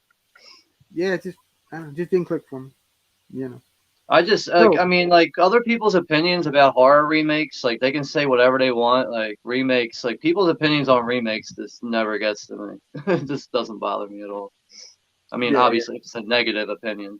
there are a few remakes that I do like. Like I said, I did like the Texas Chainsaw remake. I like the Evil Dead remake. You know, Yeah, there's a few. yeah. There's a few, but you know, whatever. You know. Evil I Dead know remake. the Evil Dead remake, the uncut Blu-rays. I think it's like a price drop on Amazon for like $12 right now. Yeah, Really? the Evil Dead remake was awesome. Yeah. Yeah, and then That was the kick-ass. extended edition, there's even more blood in it. So Yeah, I really enjoyed that. I thought that was well done. Um, let's see. Let's see. Friday the 13th, 1980 is one of the best in the series. Yeah, I mean, you know, and you know, the first five, you know, well, really the first four, you know, or first five, you know, the final chapter. Oh, I really, you know, taken away from what we watched. Um, you'll find out. I'm so much more appreciative toward those first five. You know, where he's human. You know, I'm just so much more appreciative of that. I just, you know, because once you make your character into supernatural, I think you really just hamper yourself. You just, as a writer, you don't have any room to breathe. You know, you don't oh have. no, I disagree with that. Oh, like the only reason why I disagree is because with the opposite of that, the possibilities are endless. Yeah, but all you're gonna get is just, you know, you're gonna get what we got for Halloween. You know, are you gonna get for the last Are we? for the How do you last? know that? Oh, because we thought look at the front. Look at Friday the 13th itself. I mean, seriously, after the first 5 movies, do you think the next ones are better than the first 5? I think part 6 is probably better than. Well, I don't know. Like, But we're gonna get to our my list. ranking is always changing for Friday the 13th, and just because there's so many good films in the series. So speaking of, should we start with some list? We can. We should start with we should start with Jason first, because that was a real small list. We did our top 3 Jasons. Yeah. Yeah. Okay, so what's who's your number 3 Jason? My number 3 Jason was Ken Kessinger, I guess, the gentleman who played Jason in Jason X. Yes, Jason X. No, Jason X was Kane Hodder. Oh, I'm sorry. Freddy versus Jason. Yeah, there you go. He was pretty awesome. All right, my number 3 is actually Zombie Jason from Part 6, played by C.J. Graham. I love his take on Jason because it's very, I don't know, he's very focused, and I don't know, I just dig the way he played him. Personally. Yeah. You know. I do think it's weird that other than Kane Hodder, nobody got to play him twice. So far, yeah. So far, no one's played him more than once but Kane. Yeah. I don't know why, but like I'm like thinking about it right now, but it seems like throughout like all the Friday films, like Jason never uses his neck. If he wants to turn around and look at something, he's going to turn his whole body. He's not going to just turn his head. He's just going to turn around fully. I think it's just because of the makeup, but you're right. It is weird. Yeah, it probably is because of the makeup, but like you never see like, you know, him being still and then turning his head. Like it's just the whole body shifts around. Yeah, definitely. Well, who was your number 2 Jason? Mine? Do you have 3 Jasons you can throw up? I didn't really have time to make a list, but I can go off the top of my head. Okay, so who's your number 3? My number 3 would probably be Sackbag from Part 2. Part 2, okay. Yeah. Bryce Harper? All right. Bryce Harper, yeah. Bryce Harper and Babe Ruth.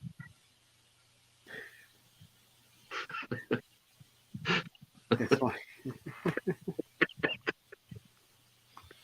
Oh shit. Sorry, Sean. I don't care. Okay. So, all right. You want to go with your number 2, Al? Sure. My number 2, would be from the final chapter. I'm calling him Slasher Jason, played by Ted White. I just thought he was menacing, and he just kicked ass all over the place.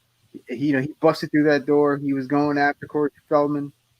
I don't know. I just when I think Jason, that is definitely one of the images that I think. Yeah, nothing's like nothing can slow him down until you know he meets up with Jarvis. Yep, pretty much. So that's my number 2. I just wanted to comment that Mr. Bones is sitting there going, "Bubba didn't do it." I'm not sure if you guys know this or not, but they are allegedly making a sequel to Dark Knight of the Scarecrow. They did. It just came out a couple weeks ago. Oh, they did. Okay. Yep. Don't tell me on Tubi, right? It's on Blu-ray too.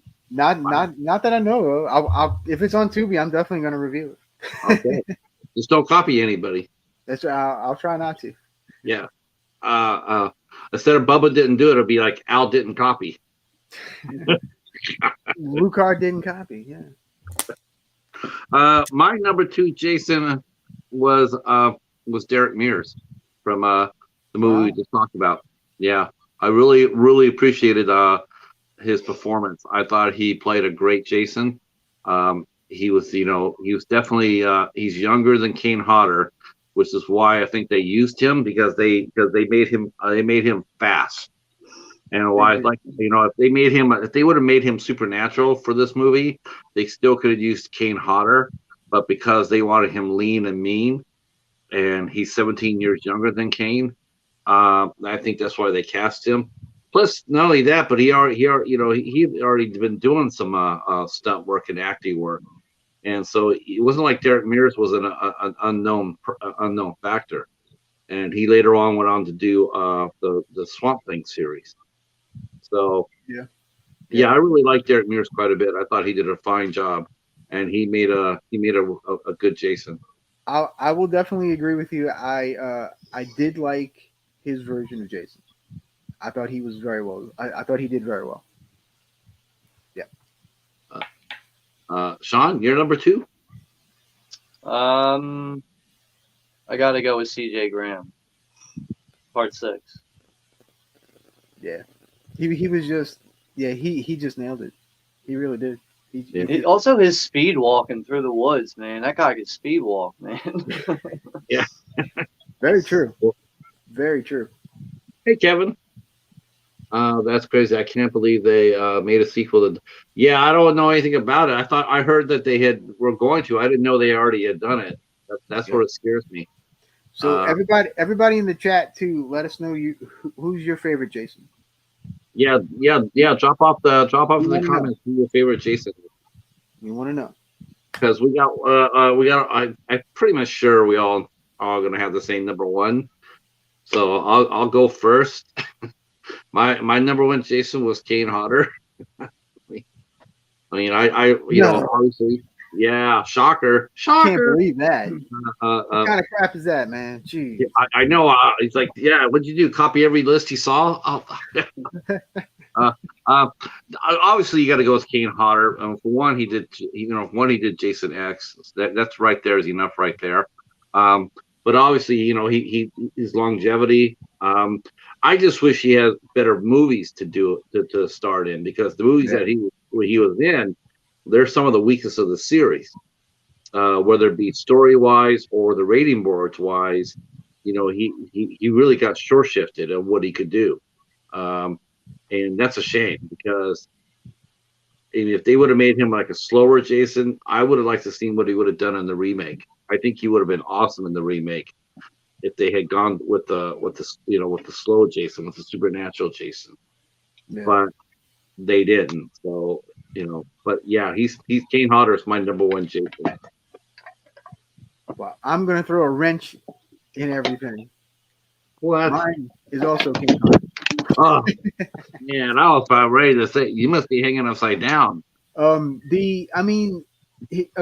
he did 4 of them. Okay. 2 of the 4 are fantastic. So he has a half and half track record. What 2 are fantastic? We're gonna get to that when we get to our list. But yeah, definitely Kane Hodder for me. Yeah, I mean he's Jason. There will never be another quite like Kane Hodder. It's a real shame too, because you know what? If they would have been able to keep making these movies, I dare say that Derek Mears could have, especially with the level of what he could get away with. I do honestly think that if he would have made another 3 movies on the level of 2009, we wouldn't be talking Kane Hodder number 1. We wouldn't. We'd be talking Kane Hodder number 2. And that it wouldn't be a bad thing, but it's obviously you see Derek Mears and what he did was he was able to do in 2009. It sort of makes you excited, for the possibilities, and sad for the lost opportunity, because he would have been a terrific Jason. Yeah, all the way through. Well, let's see. So we have Casey's favorite is Part 2. Sackhead Jason. Flour sack Jason. Yeah. All right, Cal says Kane, Ken, and CJ. Nice choices. Mm-hmm. Echo saying Kane. My mom saying Kane. MKF saying Kane. There you go. I think Kane's the winner. Yeah, I think Kane is the man. Rightfully so, man. Who'd you pick for your number 1, Sean? I mean, I gotta pick Kane Hodder, right? I have to, but Ted White in the final chapter, man. Jesus Christ. Like That's I said, an undeniable one too, man. it was a tough. That's why, yeah, Ted's number. But Ted's right there. I have to give Kane the credit though. I have to. There you go. All right. Jason didn't do it. Yeah, Jason didn't do it. There you go. Yeah. Well, Yeah. you know what? That's funny because he didn't do it he didn't do it in 2 movies, right? He didn't do it in number 1, and he didn't do it in the next chapter. Yeah. So you would be right in saying that, Mr. Bones. And he's right. The NES Jason is terrifying. When he popped up in that freaking game, phew, yeah, man, yeah. I agree. Yes, That's indeed. good. All right, so Vanessa says she liked the Carrie remake with Chloe Grace. Yep. that was okay. I actually like the Angela Bettis one a little better, personally. But yeah. All right, so let's see which one we want to do next. Let's see. Well, the list I got are the best final girls, the best kills, and the best film. Where do you want to go first? Probably say best films for last. Yeah, that'd be last. Want to say the best kills for next, and do final girls first? Either way, whichever you want to do. Okay. I put 12, so I did 12, 12, and 12, one for every movie. So this would be our final girls, our favorite final girls. Okay, final girls. I have 3. What? I did 12. Oh no, I didn't go through all of them. I just did my top 3. Oh my gosh! Well, you guys gonna have to listen then to my top 12 because I put a lot of work into this. Okay. Where'd you get 12 from? One Why for not every 13? girl. Yeah. Why not 13? You may as well just go with 13. Well, that would be yeah, I should have, but I actually went with 12. Right. My number 12 was Whitney. So yeah, because I didn't think she did enough to be a final girl. Right. Number 2, I picked Megan. From 6. Number 11, I picked Megan. It's from 6, right? Yeah, Jason Lives? yeah, Jason Lives. Number 10, I picked Laurie Campbell from Freddy vs. Jason. Mm-hmm. I think she's used that low. Number 9, I picked Rennie from Jason Takes Montreal. Number 8, I picked Pam. Number 7, I picked Jessica. From which one? Which one's that? That was God. That was from I think the new beginning, I believe. I could be wrong. You guys. Oh, okay. I could be wrong. I'll just go to my. I'll go out to my final. Vic. Number 6, I picked Alice. Mm-hmm. Hey Vic, you want a candy bar? Hey Vic, you want a candy bar? Number 5, I picked Trish. Okay. From final chapter. Mm-hmm. And then number 4, I picked Tina from the New Blood. So I have my top 3. All right. I picked Alice though for that. I picked her, but I just thought the other girls did more, even though she did fight really hard, But she never faced Jason himself. Like face to face. So that then the other girls did. So well, except for the new beginning. But even then, I just thought I like her, but I just thought the other ones were just a little bit better. Yeah. All right. So Cal's asking Jason or Freddy better NES game. Who I would have to go with Jason. Yeah, Friday the 13th. The Freddy game was interesting, but it was like way too difficult to remember what the hell was going on, from what I remember. Kevin's mentioned his number one final girl is Elizabeth Marcus, Agent Marcus. She wrecked Jason so bad he didn't recover for the almost for well not toward the end of the movie, but yeah, Yeah, yeah. very You know, true. she wasn't a final girl though. I mean, Very was she? I mean, she definitely led him into that. She definitely led him into that ass kicking. Well, Final Girl, as in that was his last moment of being a full together person. Right. That's an interesting aspect. Yeah. Yeah. Yeah. All right. So I tell you what, Sean, who's your third favorite final girl? I am probably gonna have to go with part 3, the girl from part 3. Chris Claire Higgins. Higgins. Claire Higgins, right? Yeah, yeah. Chris Higgins. Okay. Yeah. Um. She definitely had a lot of fight in her, and she definitely fought him off. Yeah. I think a I lot also better than find most her others. like flashback dream scenes, like when she's being chased by Jason, is so creepy. Yeah. Yeah, I can I see that. agree. Yeah, I can see that. All right. Well, my number 3 is actually Alice from part Ooh. 1. Wow. Yeah. I don't know. Like she was the first, and she was.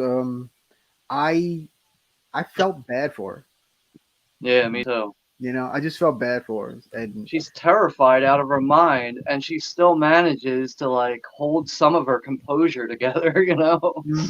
yeah, shockingly, yeah, she sure did. It All did. right, It did. Patrick. It definitely made it seem like it was rooted in reality too. Yeah. Her face off against Mr. Voorhees. My number 3 is Jenny from Part 2. Jenny Field, Part 2. All right. So I like her a lot.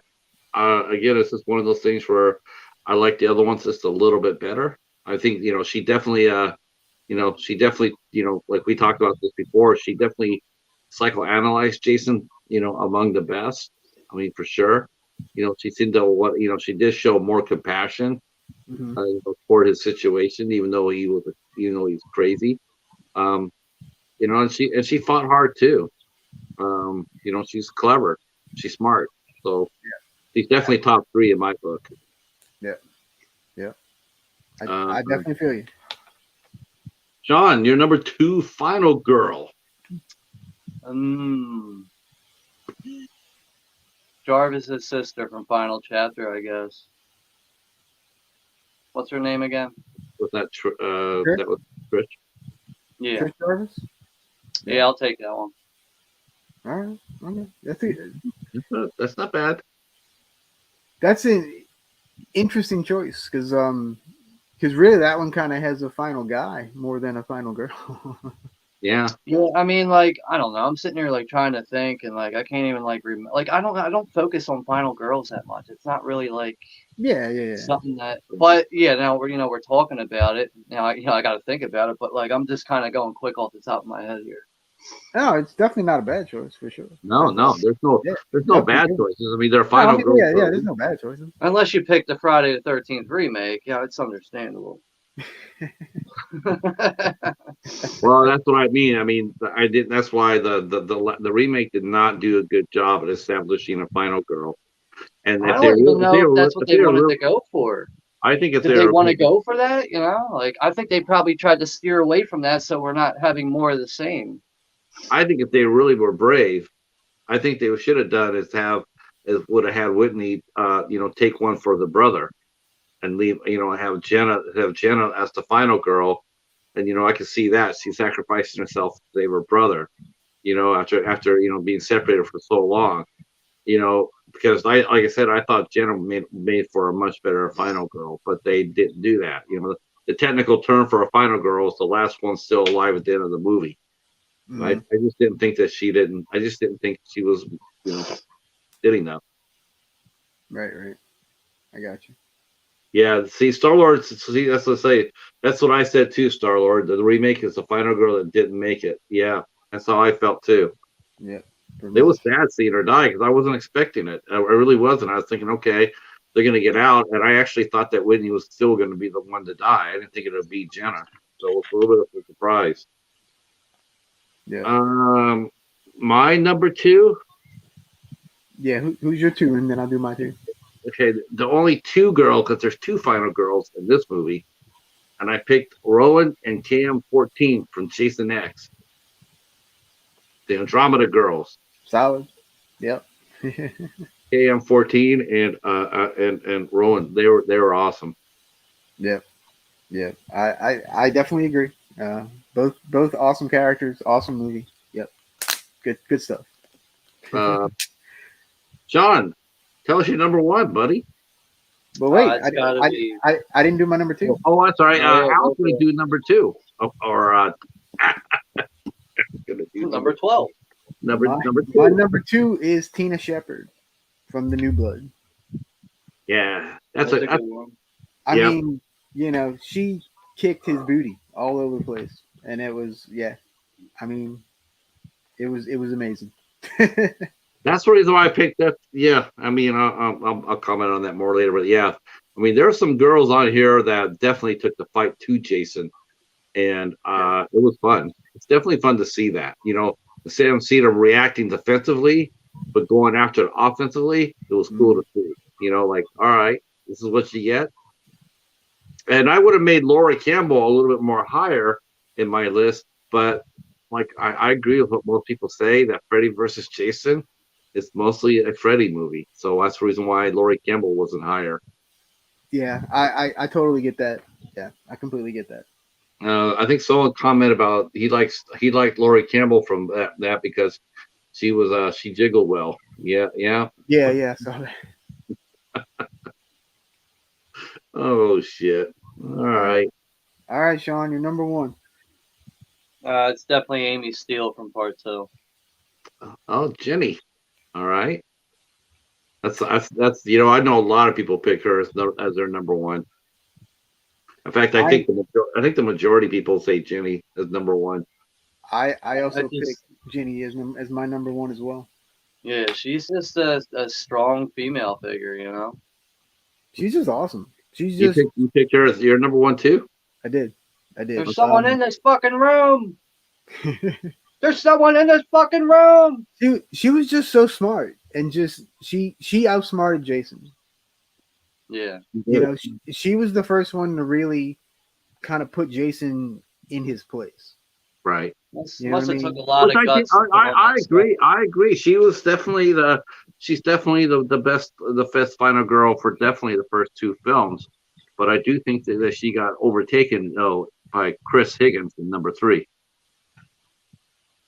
See, I didn't feel the same way about Chris. Yeah, it just didn't. I don't know. Again, she didn't do it for me. Yeah, that's who I knew. You know, when I was watching that movie and I knew we were going to be doing our list, and I watched that movie and I'm going like, you know, I already knew about KM14. I knew about Rowan, but I always knew that Chris was going to be my number one. I thought that she brought more to she was awesome.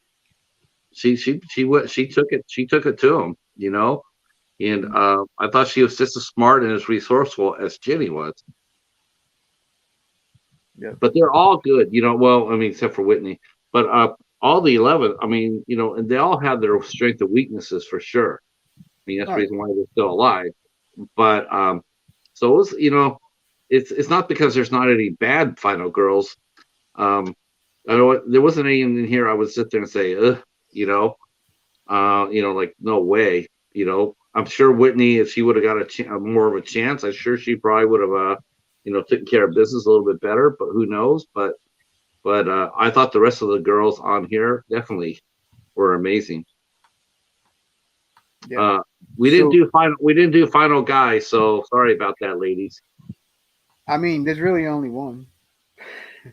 Let's see. It's worth mentioning. Let's take a vote. Jennifer Tochi versus Jenny. Jenny Field, who take it? The Boglin Queen will win that all day. That's right. Boglins. Yeah, Vanessa's favorite is also Ginny. Yep. Cal says he liked Whitney. I would have liked Whitney too, but I just wanted her to do more. I mean, yeah. I mean, there's not really a bad pick on the list. It's just I would have liked to see them do more. You know.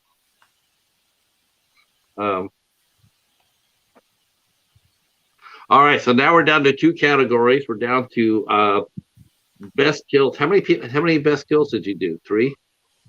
3, 4, 5, 6. I got 7. Okay, good. Thank God. All right, so I'll do my first 5, and then we'll do roundtable. Do you have 7 kills, Sean? Can you remember? I got at least 3 I can think of off the top of my head right now. I didn't Okay. really have time to sit down and write stuff. I've been. I know. I this didn't expect weekend's been a little busy. Yeah, I didn't expect you to do the list with us. That's cool. We'll get to you for your final 3. So here's my 12th favorite kill.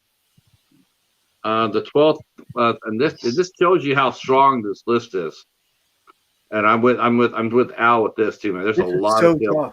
Yeah, this was really tough. Really tough. My number 12 was actually Chelsea from Friday the 13th, 2009. That's my 12, and that's one of the strongest kills in the whole franchise. Oh, yikes! Let's see. Next was Sam from Friday the 13th, the final chapter. Yep. Number 10, Adrian, the girl, the nitrogen girl. Number 10 from Jason X. I know a lot of people put that as number 1. Not me. I think it was cool what he did to her, but see, he killed her. He killed her by putting her in the nitrogen. So she was dead by the time he pulled her out and smashed her face. And that's the reason why. That's the thing. Now, if he would have, it was still a brutal kill, but that smashing of the face, that was just overkill. That's why it's low on my list. Number 9, I put 2, and I'll explain why. I put Andy and Debbie from part 3. I actually thought Debbie was definitely one of the saddest. Yeah. And actually not even commented on.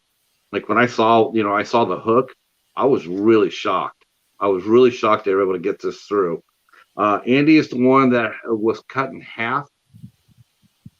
He was on his hands and he was walking on his hands, and Jason cut him right down the center. And Debbie was his girlfriend, but Debbie was pregnant. Yeah. That was a mind blower when I saw that. I was like, that was really messed up. Daring. It doesn't bother me because what are you doing out partying if you're pregnant? What are you doing? You're asking for it. but you know what though? To show a pregnant woman getting killed, it adds to the effect. Yeah, but I don't think I up to that point in time, I don't think I've ever seen that before on a horror movie. Never. And I was just thinking about. I've never seen it. I've never seen that.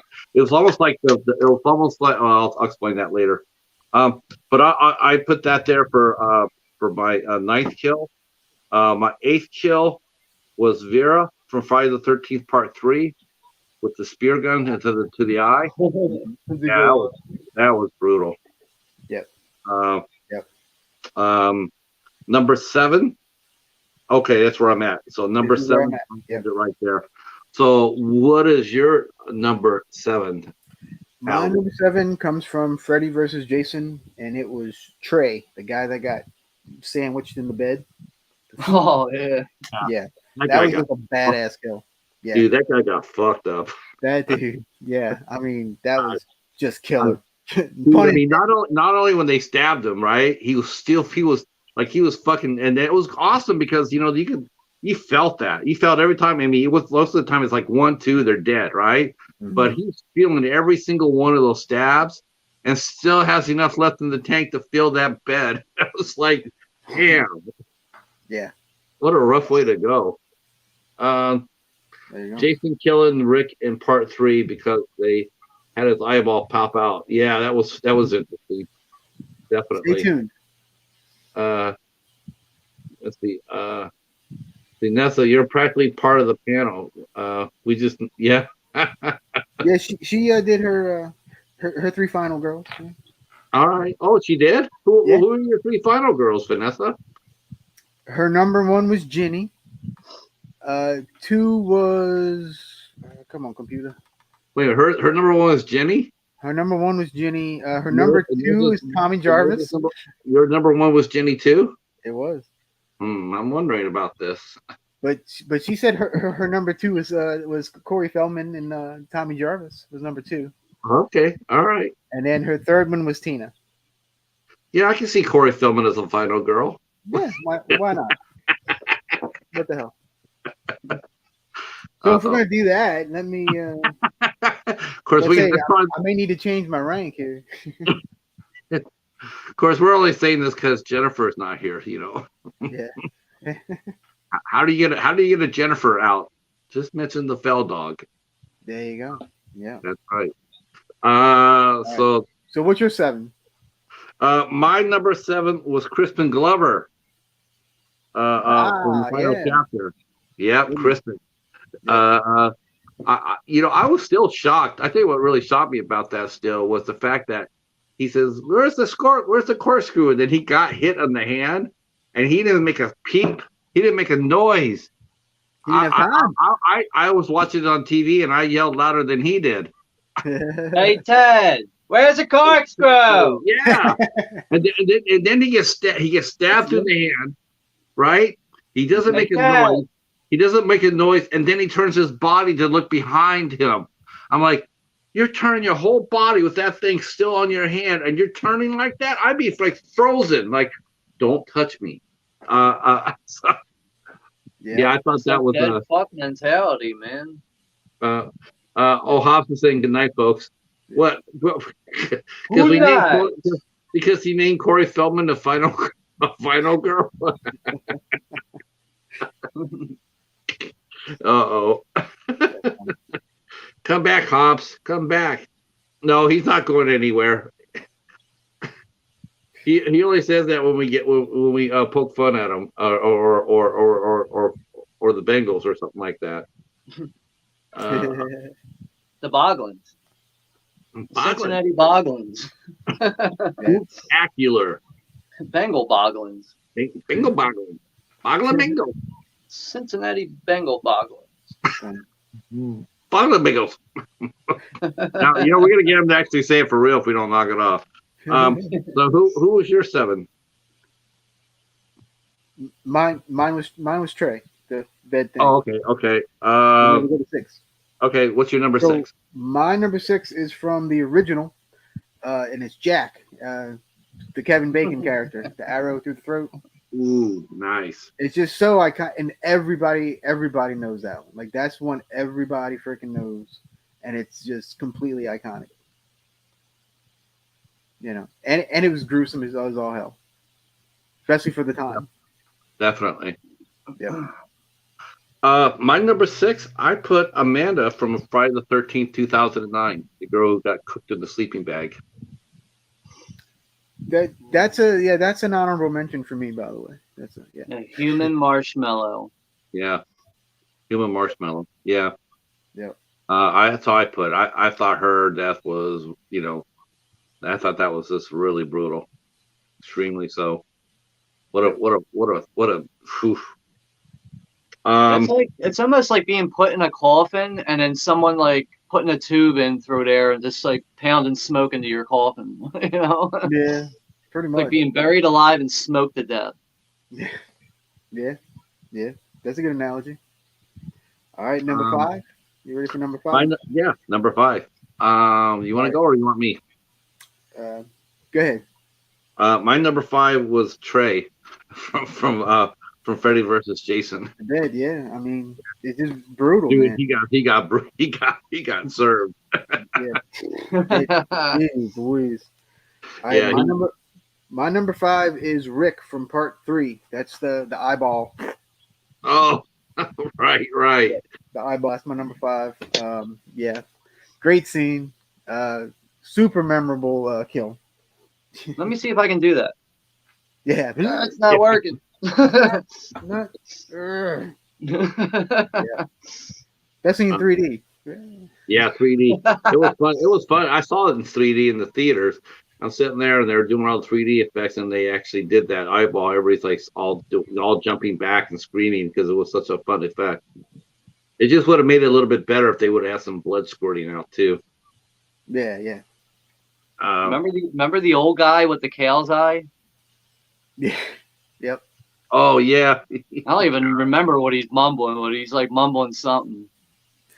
That's the only time we ever saw him too. We thought, well, there's the new Crazy Ralph, but nope, that was it.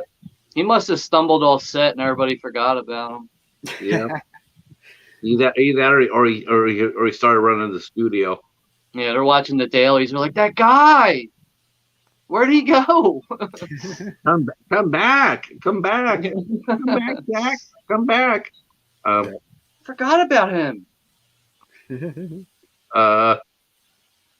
Someone says no one has said anything about the Johnny Cage decapitation. All right, number 4. Number 4 for me, I put Sheriff Garris from Jason Lives. Okay, that's a surprise. Yeah, he also too suffered some back trauma. He did. Yeah, he indeed. Yeah, his fault for not listening. Yeah, he got served up too. Yeah, that's a good one. Wherever the red dot goes, you bang. Yep.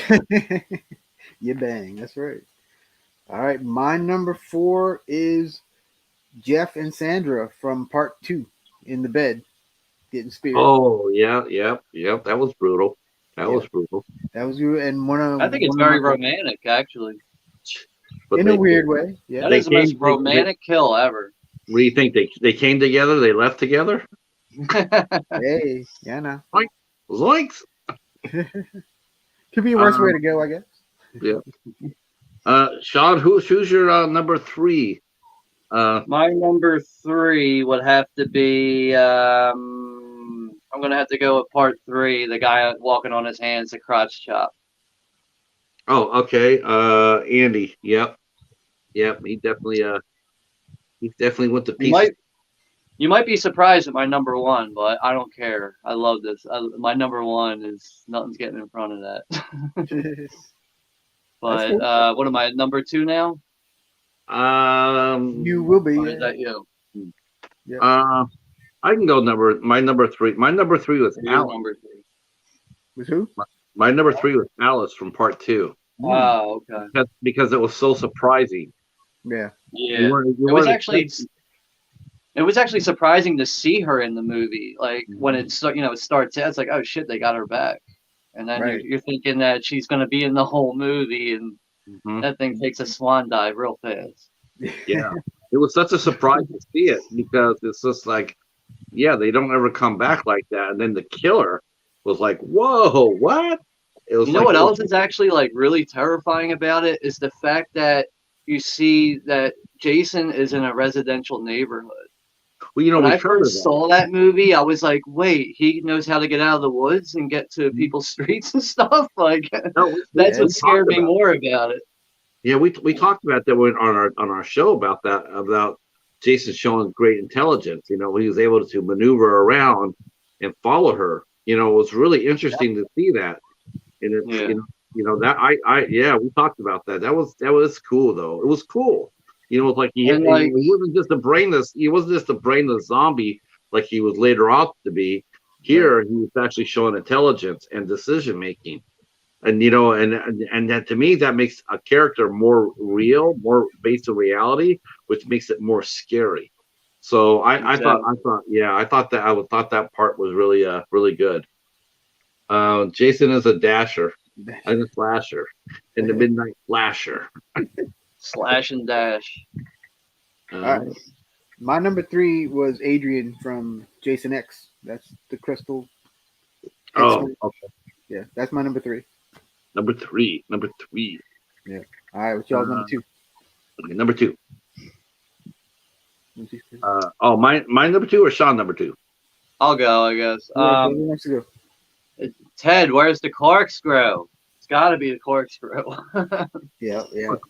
But I mean, so I will have to say about Crispin though, at least he didn't die a virgin. He did get, he did go out on a high note. Yeah, he did not die a dead fuck. Yeah, he didn't. Yeah. So Maybe kudos to Jimmy. Yeah. Fuck Ted. Fuck you, Ted. I raised up a glass for him, but my hands got screwed by the corkscrew. Mm-hmm. All right, what's your number 2, Pat? My number 2 is Mrs. Voorhees from the first movie. Oh, the toothpick kill. Yeah, I thought that it was it was really interesting. Women on women death, and also and then also a decapitation scene of a woman. I thought that was very interesting. Yeah, I can definitely see that for sure. Absolutely. All right, so my number 2 is Mark from Part 2. That's the wheelchair. Oh, brutal. Oh, Yeah. I forgot about that one. The hack face. His hack face. He goes for the hack face ride. Yeah. I mean, just I was really surprised how well he managed to keep his balance while he was dead. I don't think it's a real person. Oh. Like, wow. I mean, I couldn't even do that facing forward and being alive, and yet this guy's going back downward, and he's dead. Actually, it could be Ralph really drunk. Maybe they did that to Ralph. Yeah, maybe. Maybe they were like, "Yo, Ralph, we got another scene for you. You got to wear this guy's stuff, and we're gonna have your back to the camera. You're gonna go flying down these stairs, Ralph." Man, Ralph himself had a brutal death. He got garroted with barbed wire. Yeah, he's got a death curse. Yeah. Well, you're all doomed. You're all doomed. We ain't gonna stand for any weirdness out here. That's right. All right, number 1, fellas. Number 1, Sean. Bring it home. It's got to be Part 7 when Melissa takes an axe to the face and gets thrown into the TV. Damn. Okay. Yeah, she opened the door. Love it, dude. Yeah. I hate Melissa so much that it's so satisfying to see her get whacked in the face with that axe and then thrown into the TV. And then the camera that goes right on Jason, this looks so great, man. Yeah. And then after that, he basically gets his head starts expanding from the telekinesis powers that she has. Yeah. Which I guess that's how I think that's like the reason why he looks like that and Jason goes to hell. The director must have been like, "Wow, his head's bubbling since Part 7." So Tina scanned his ass. There you go. All right. How about you, Al? What was your number 1 kill? Mine was just mentioned by Star-Lord. Julius from Jason Takes Manhattan, the boxing scene when he literally knocks his head off. Wow. And it the whole POV of it going down just completely solidified everything, and it was just great. I love the sound effects when he's trying to punch Jason. The sound effects when he's punching the mask, like they sound so like 100% real. Yep. That's my number 1. My number 1 kill is Jason and Jason X. That's KM14 fucked his ass up. Yeah. I mean, she just absolutely just wiped his ass off. That was my favorite for sure. That's a good one. I didn't think about putting that, but that's definitely definitely up there. Yeah, that's just an amazing kill. Just walked up there and just shot his shit up and did it right too. Not one of those monologuing, like, okay, I shot him once and I'm gonna go off over here. No, you got to shoot him 6 times. And I think she did. I think she did shoot him 6 times. Yeah. So that would be my favorite kill for sure of the franchise. But I like how all 3 of us had a different one too. Yeah. I thought that was cool. Yeah. I like it. Yeah. All right. But now I know you got 12 movies for this one. I do. I have to flip my page over. All right. Woo. Okay, we're All right. ready. Are you going to do this one, Sean? We're going to do the 12 movies, and we're going to do a 12. From least What, favorite to ranking favorite. them? Yeah, Yeah, we're ranking the films, from 12 to All 1. right. 12 to Yep. 1. All right, least favorite number 12. Pat, what is your least favorite? Mine, Friday the 13th movies. my least favorite was Jason Takes Montreal. All right. That movie sucks so hard. Just God, Yeah, that was so terrible. I had to agree with you, Patrick. That by far is the worst one. All right, so Sean, you agree? Same. Yeah, I would probably pick Manhattan. Yeah, Okay. I find that so hard to watch that movie. It's got so many cool things about it, though. Like it's worth watching, but it's just the end of the day, I I don't will find say myself that revisiting that one. it does have an epic scene, where Jason comes up there and he stands, looks around Times Square. Yeah, I do like that scene. I mean, but it's a scene, not the movie. But there's so many plot holes in this movie. Oh my Lord, have mercy! yeah. Yeah. And the cruise ship's on a freighter. Oh my God! Just In help me. Vancouver. Now, Vancouver. remember everyone in the chat.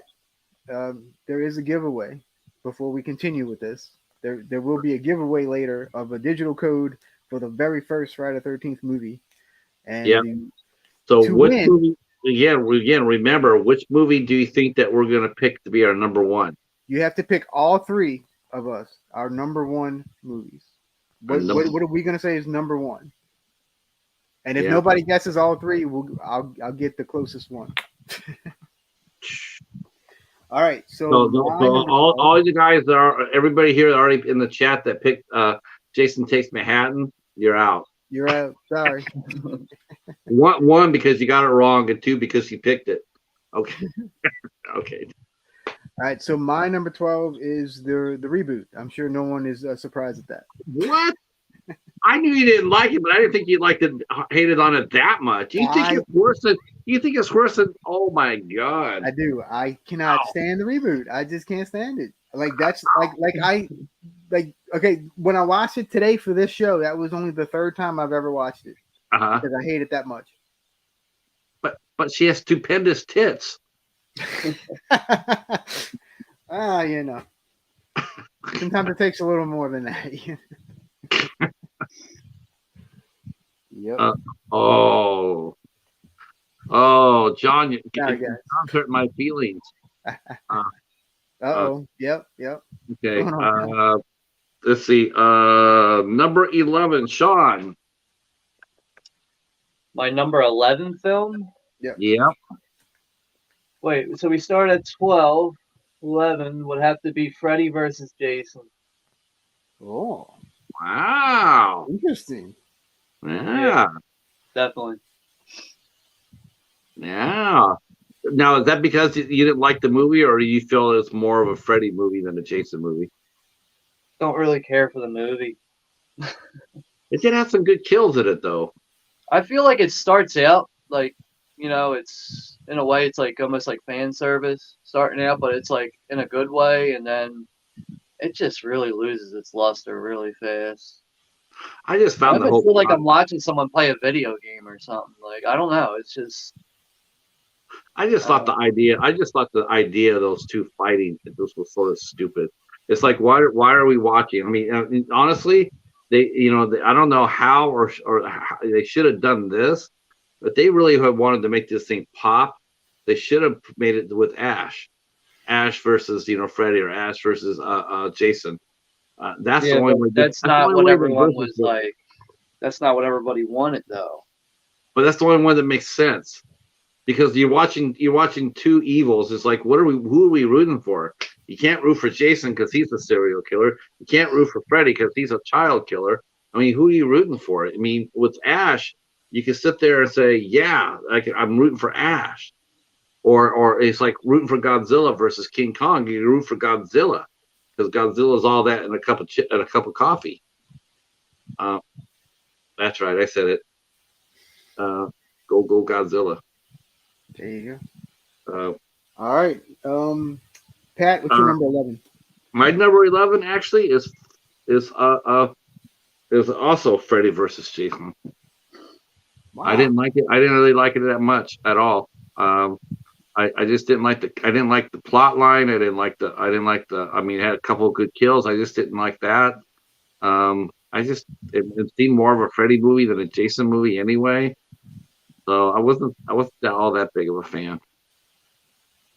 But I will say that Monica Keena, it's a shame that she didn't blow up. She was really cute in this movie. She was kind of everywhere for like maybe 2 or 3 years. She was kind of around, and then she disappeared. Yeah. Yeah, she married Edward Furlong, and Yeah, I think that's what happened. Talking about destroying your career. Yeah. All right, yeah, so, that's my number 11. All right, so my number 11 is Jason Takes Manhattan. Man, so it's not that far from the reboot. You can put that at 12. I put that at 11. God, that's my God. There's just no. Oh. This is the Freak Patrick out moment of the night, y'all. Wow, this is crazy. I'm wondering if anybody else is because I always thought the universally that would be either that one or Jason Goes to Hell would be all on the bottom. Neither Jason Goes to Hell doesn't go on the bottom, but I know a lot of people put it on the bottom. Yeah. All right, number 10, Sean. Me, I don't hate you. He hates in 2009. I gotta go with. I'm gonna go with the remake. Okay. You guys are killing me. Pat's like, you guys. That just makes me laugh. Yeah, you guys. Oh my God! All right. Well, no. That's how you feel. That's how you feel. I mean, I was about to not pick it, but I was like, I gotta be honest here. Yeah. Okay. That was all about. All right. So, what's your number 10 there? My number 10 is Jason Goes to Hell. It's just I appreciate that they tried something different, but I just don't think that was the right way to go. That's basically how I feel about it. I hear you. I hear you too. I just think they put Jason in a really small box. I mean, it's like, what can you do with a character that hasn't been done? I think that's the reason why, like they took him to the big city in Manhattan, and that was new, and they made they put him in space, and they sent him into hell. I think they were just trying to come up with just an idea of a story, something that hasn't already been done. Well, we can't go back to Camp Crystal Lake and kill another 12 kids. We've already done that like 6 or 7 times. With the money shrinking, it wasn't like well, why did they do that? They should have just kept doing what they're doing. Well, they did, but every movie came out got smaller and smaller, so that forced them to think outside the box and try to come up with a creative story. So I can't blame them for that. Yeah. For me, number 10, I put Jason: The New Beginning. New Beginning, all right. Yep. Yeah, my mom says pet Paladin for. Oh, he came up. He came up earlier. He did. Yeah. Very early on, yeah. Yeah. The fierce Cheetah made a cameo appearance. Yeah. All right, we're at number 9, y'all. Who wants to go first? I guess I'll go with Jason X. All right. Okay. In a shocking twist, my number 9 is also Jason X. Pat's just like. This is we can also do the Ultraman too, Sean. Yeah. All right. I think we're making Casey happy today. We've already mentioned Godzilla. Now we did Ultraman. Bam. There you go. Yeah, we delivered everything Casey likes. All right. Right. Now, one of us has to put their head on fire and spin around like Gamera. All right. So that was Pretty your number intense. 9. Number 9. My number 9. I put Jason Lives. Oh, Yep. so far.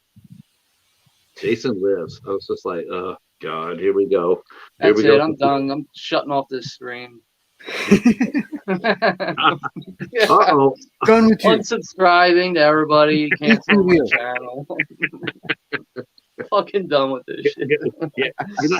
Good night, folks. Yeah, thanks. Take care. Have a good weekend. Won't be back.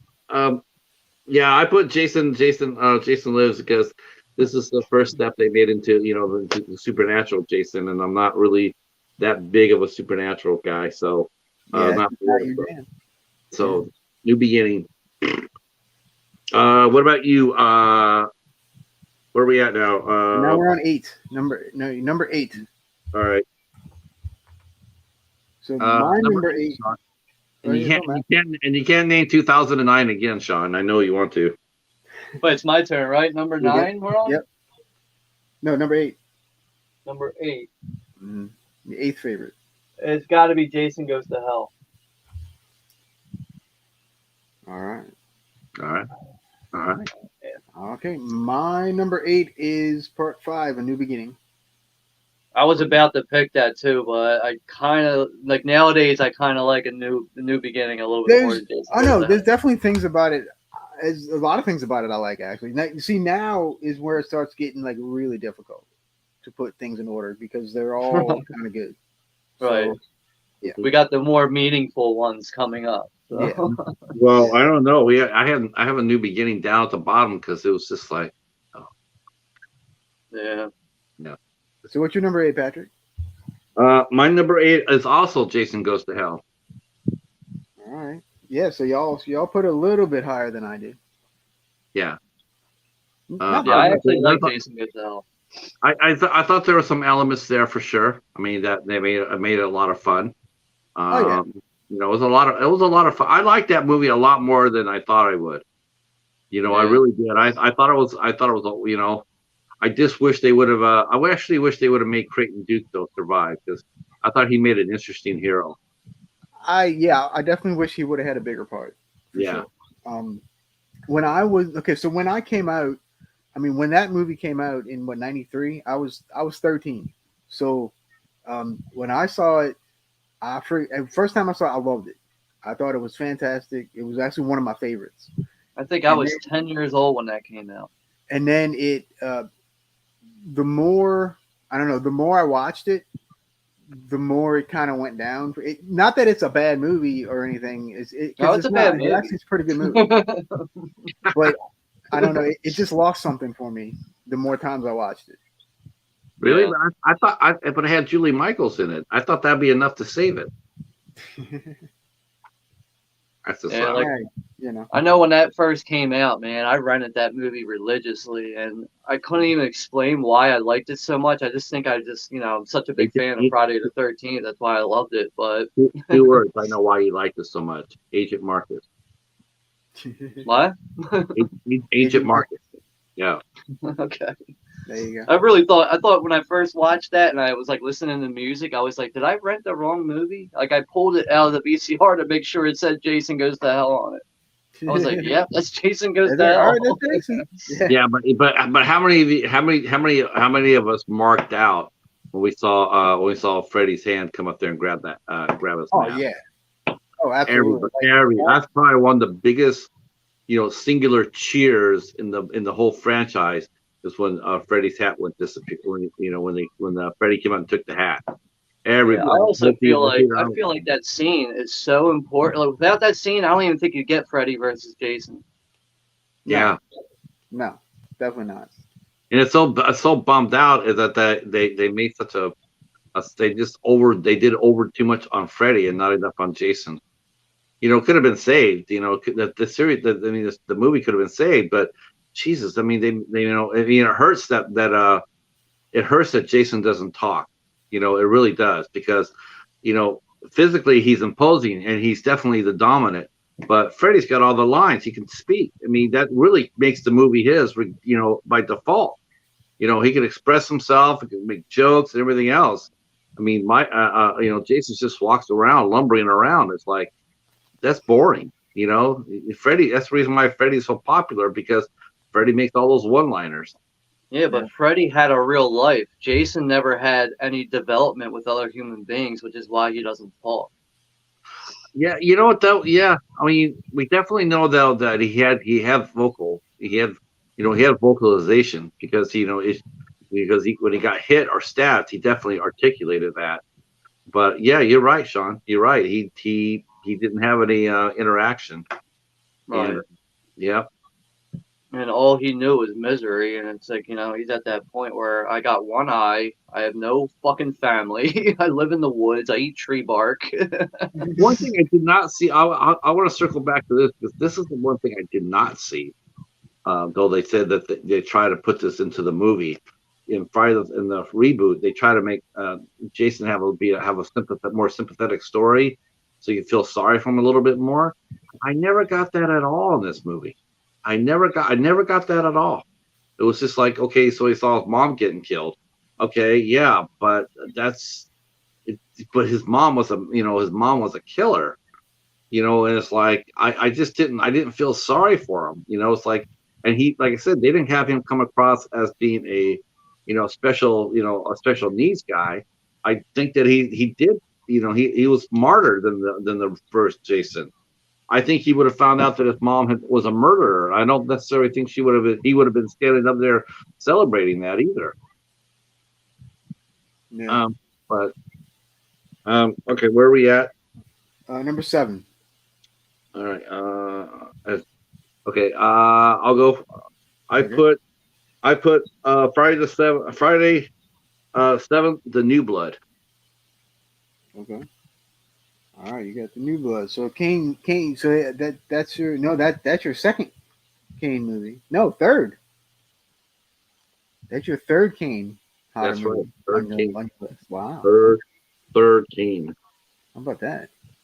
All right. What about you, Sean? Number 7. Part 5. 5. All right. Yep. Yeah. I mean, it's just it's almost not even a Jason movie. All right. So I might blow some people's mind with my number 7, but my number 7 is Part 3. Yeah. Now, to be fair, when I was a kid, I hated Part 3, like with a passion. Like it was my least favorite. And over the years, of course, I've grown to like it, and now, like I said, it's right in the middle for me. So it's especially by doing this show, I really have a much greater appreciation for it than I did years ago. Yeah, that's one thing about these movies too. I agree with you 100%, Al. Watching these movies again after so long, it's like when me and Knight were talking about deep dives, and I told him, this is, I said, this is before we had got the show story or anything.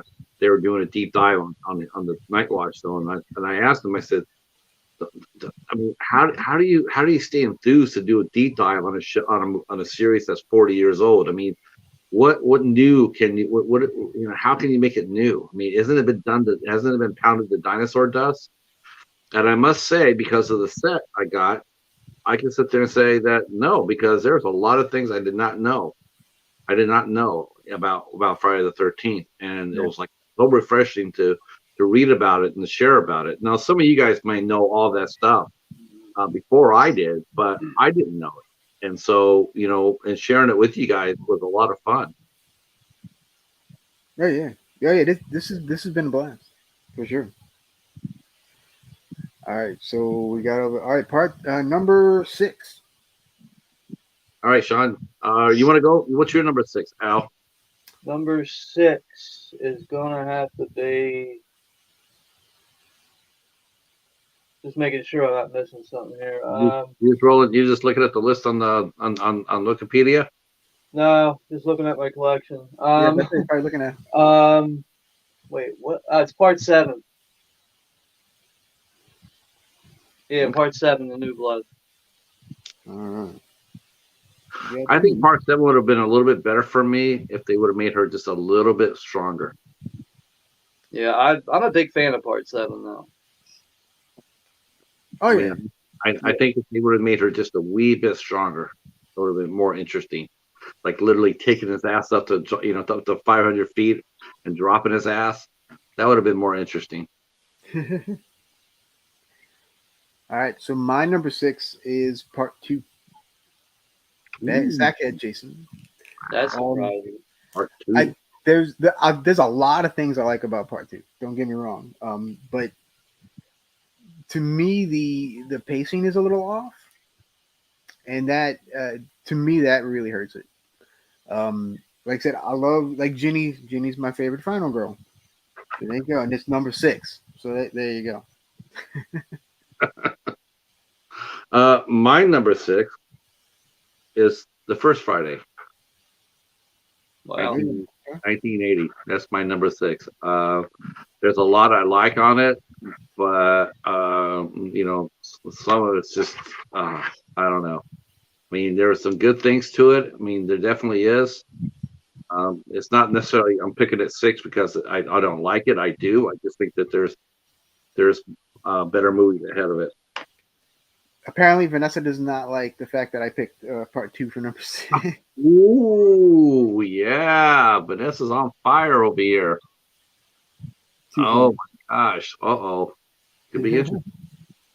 I think Vanessa, I think you should grease the pole where he sleeps on. Once we get done with the ranking, I'm gonna have to check out. Yeah. Well, yeah. We're gonna end it after that because I do too. I work in the morning. Yeah. All right, number 5, fellas. We're top 5. All right, Number 5 is I'm gonna go with Final Chapter. All right. Yeah. All right. All right. Yeah, definitely a classic. Yeah. And it's in all of our top 5s apparently. I think it is. I mean, Yeah. Part 4 at one point was my favorite film of them all, but this is one franchise where my ranking will change at least 2 times throughout the year. Yeah, it's definitely changing. Mine's changed a few times over the years too, for sure. Yep. My number 5 is Friday 2009. Oh, remake getting some love. There you go. Yep. So I thought this one was a lot of fun. It also was very violent. It's haunting and a couple of really haunting kills, for sure. I thought for a reboot, I thought they did a fine job with it, and I too also would like to see a sequel. I would have liked to see a sequel with the same character. Yeah, definitely. So you actually ranked the remake over the original. Yeah, I liked the reboot better. Yeah, very interesting. You and Bronco Juggalo sit in a lonely place together with that. That's But it's not a bad opinion though. all right. So my number 5 is The New Blood, Part 7, first one with Kane Hodder. I love the last 20 minutes are amazing and just blew me away when the first time I saw it. Yeah, And, Part 7 will always be fun. I mean, it's one of my absolute favorites. I still watch it all the time. Yeah. It's just I watched it this past Friday the 13th. What did I do? I did 5, 6, and 7 this past Friday the 13th. Nice. All right, gentlemen. Number 4. Number 4 is I'm gonna go with Part 3. All right, good choice. Yeah, 3D. My number 4, I put Friday the Final Chapter. All right, so see y'all two are kind of in sync there. Mm-hmm. Pretty close. Pretty close. You know, Part 3 is such a good film, but my only issue with it, it looks like fucking shit. Even the 4K scan from Scream Factory looks better, but just it's still like, damn, this film's never gonna look good. Yeah. Yeah. Yeah. I totally get that. But at least they give it, 3D totally screwed it. but I do think that Screen Factory did us right though by having Joe and Adam do the commentaries. I thought their commentaries were spot on. Yeah, they did a great job with what they were dealt with, you know? Yeah. Probably better than I expected, but that film just will never look 100% good, you know? Yeah. Yeah. It's a little frustrating, though. All right. So my number 4 is Freddy versus Jason. Oh, all right. It's high on your list. Wow, that's really high. I always love Freddy versus Jason. You must really love Freddy a lot.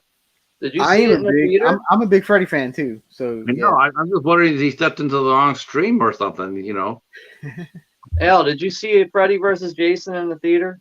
I did twice. So you must have been like walking out of the theater, like you were like on a high point with that film, really. I mean, it makes sense. That's the reason why I'm asking.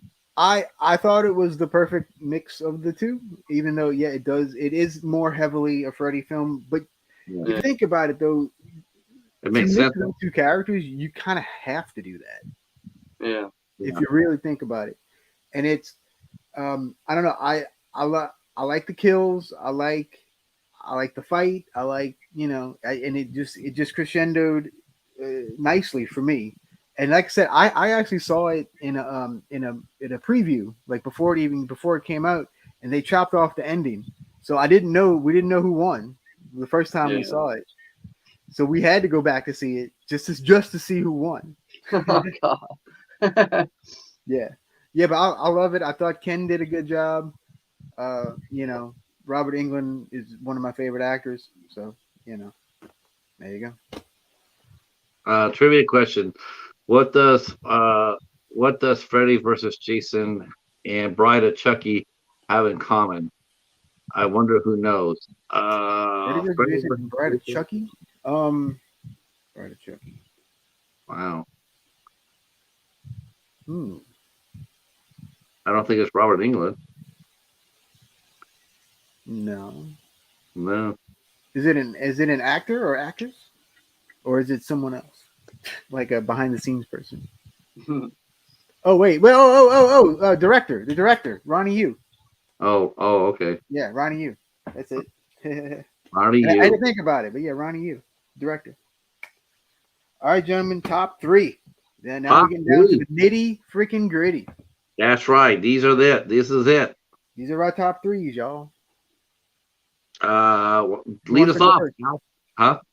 You want me to go first? I'll go first. My number 3 is Jason Lives. Number 6. Zombie Jason. Yeah. Zombie Jason. That's right. CJ Graham is fantastic Jason. I wish I love Kane, don't get me wrong, but I do wish CJ would have played him at least one more time. Yeah. Yeah.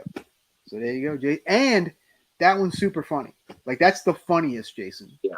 Yeah, because there's all these little jokes throughout the entire movie, and it's hilarious. Yeah. Isn't there a scene where like he picks up like a dead guy's arm or something? Yeah. Yeah. I forget. He pulls the arm off to get the arm off, and then he smashed him in the tree with a smiley face on it. Right. And then that one like quirky guy like breaks a tree branch, and he's like trying to put the branch back onto the tree or something. Yeah. Yep. No. There you go. We're on number 3 now. Number 3, Sean. Yep. It's gonna be the original. Original. All right. 1980. All right. My number 3 is part 2. The Deuce. Yeah, I like part 2. I thought it was better than the first one. I definitely liked, like I said, I did like Jenny. That was my second favorite final girl. Or did I put her second? No, I put well, she actually would have been my third. But this actually, as you can see, my list is aimed heavier toward the reality Jason. Like the alive Jason. I like those movies a lot more than the supernatural. I just found them all to be much more fun. Yep. So that is my number 3. Who's going next? So now the runner up spot. What movie wins the runner up spot for you, Sean? It's gotta be Jason Lives. Yeah, yeah. That's I kind of flip flopped my 2 and 3 a couple times before I finalized it. Yeah. So Yeah, I hear you, dude. it's hard. It's hard, man. This Yeah. is not an easy franchise to rank. No, especially when you get to these, it's just like, oh, Yeah. yep. Patrick, number 2. Number 2. Number 2. My number 2. Remember what I said before? Best film. Best. My number 2 will be Jason X. It's my favorite film, but it's not the best film. So it's my favorite, definitely. Jason X is my favorite one for sure. I mean, that's such a badass film. So much fun. Definitely. They should have tried to get DMX and Jason X. That would have been awesome. That would have been awesome. I mean, like I said, we had my two girls, Rowan and Cam 14. Yeah, just they're fun. There's a lot of comedy, a lot of funny lines in there. Peter Mensa as Brodsky, the sergeant. He was great. I mean, the kills were great. Yeah. This is just a lot of fun. Oh yeah, that was a blast. Yeah, Jason is number 2. Number 2. All right, so my number 2 is the original. Number 2. Oh, okay. My number 2 is the original. The more I watch it, the more I really love it. Yeah, I agree. I mean, it's just it's again, when I was little, yeah, I liked it, but it definitely wasn't like top 5 or nothing for me. But just every single time I notice more and more things about it, and it keeps impressing me over and over again. So that's why that one's at number 2 for me. Yep. So there you go. All right. So if anyone has done the math, we have figured out all of our number 1s. Right. All right. So who wants to go first? I'll go. All right. Yeah, number 1 is Friday the 13th, Part 2. Sackhead Jason. That's right. Sackhead. Flowerhead. Good old sackhead. Yep. Potato sack. Potato sack. Idaho potato head. The one eyeball. Yep. And that one too had a lot to do. That storyline had a lot to do with the NES game too, with finding Pamela's head and stuff. Yep. Yeah. Yep. Shit, man. I'd love to play that again. Dude, yeah, I actually still have my my NES cartridge. I don't have an NES to play it on, but I have the cartridge. Yeah. Yep. All right, Pat, you want to go? Or you want me to go first? I can go first. Okay. We'll say yours. What's your number 1? My number 1 film that I liked the best, I thought was the best film. I thought was the best film, and that was Friday the 13th, Part 3. Part 3. I'm really surprised that that's so high on your list. I don't know why. Well, it's a really good movie, and it has the strongest final girl in it too. I feel I had the best final girl. So as part of it, I thought the action was fun. It advanced the story a lot more. It just overall, I just thought it was a lot more intensive. More intense, and of course, the extra bonus was it rained in the movie, which we didn't see that ever. We haven't seen that yet. There you go, Sean. Vanessa agrees with you. Part 2. But I bet you one other reason why Patrick likes Part 3 is I can't say it. Never mind. I can't Those say guys. What? I'm not gonna be a dickhead. Go ahead. Now that you open the door there, Pandora. I was like, yeah. No, he only. The bonus for Patrick is he likes to dance to the disco soundtrack. Oh yeah, the beginning of it. Oh, that beginning is tight. Boom, boom, boom, boom, boom, boom, boom, boom, God. boom. Yeah, dude, that music was when you heard that music for the first time. Who didn't look at you? Who didn't look at the screen and look at who they came to the movie with and go like, "What the hell is that?" God. I like the intro. The intro I liked the best was the one I think it was it Jason Lives with the James Bond theme. Yeah, with the slash. Yeah, that was the coolest entry. Yep. The coolest intro. Yeah, that disco man. Oh, So if anybody's been keeping track, does anybody know what my number one is? 2009. How'd you know?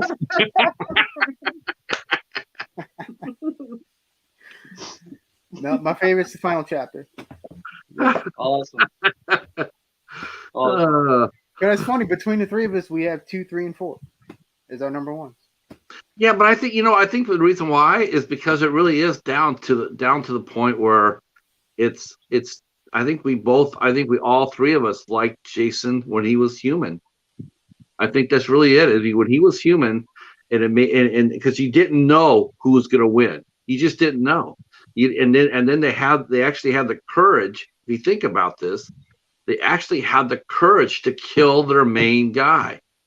Yep. I mean, they killed Jason dead. They killed him dead. I mean, he didn't get retconned like Michael Myers did or shit like that. I mean, he died, and he stayed. He didn't. He came back through supernatural means, but they didn't okay, yeah, he was dead, but then we came over and rebuilt him, and he's still alive.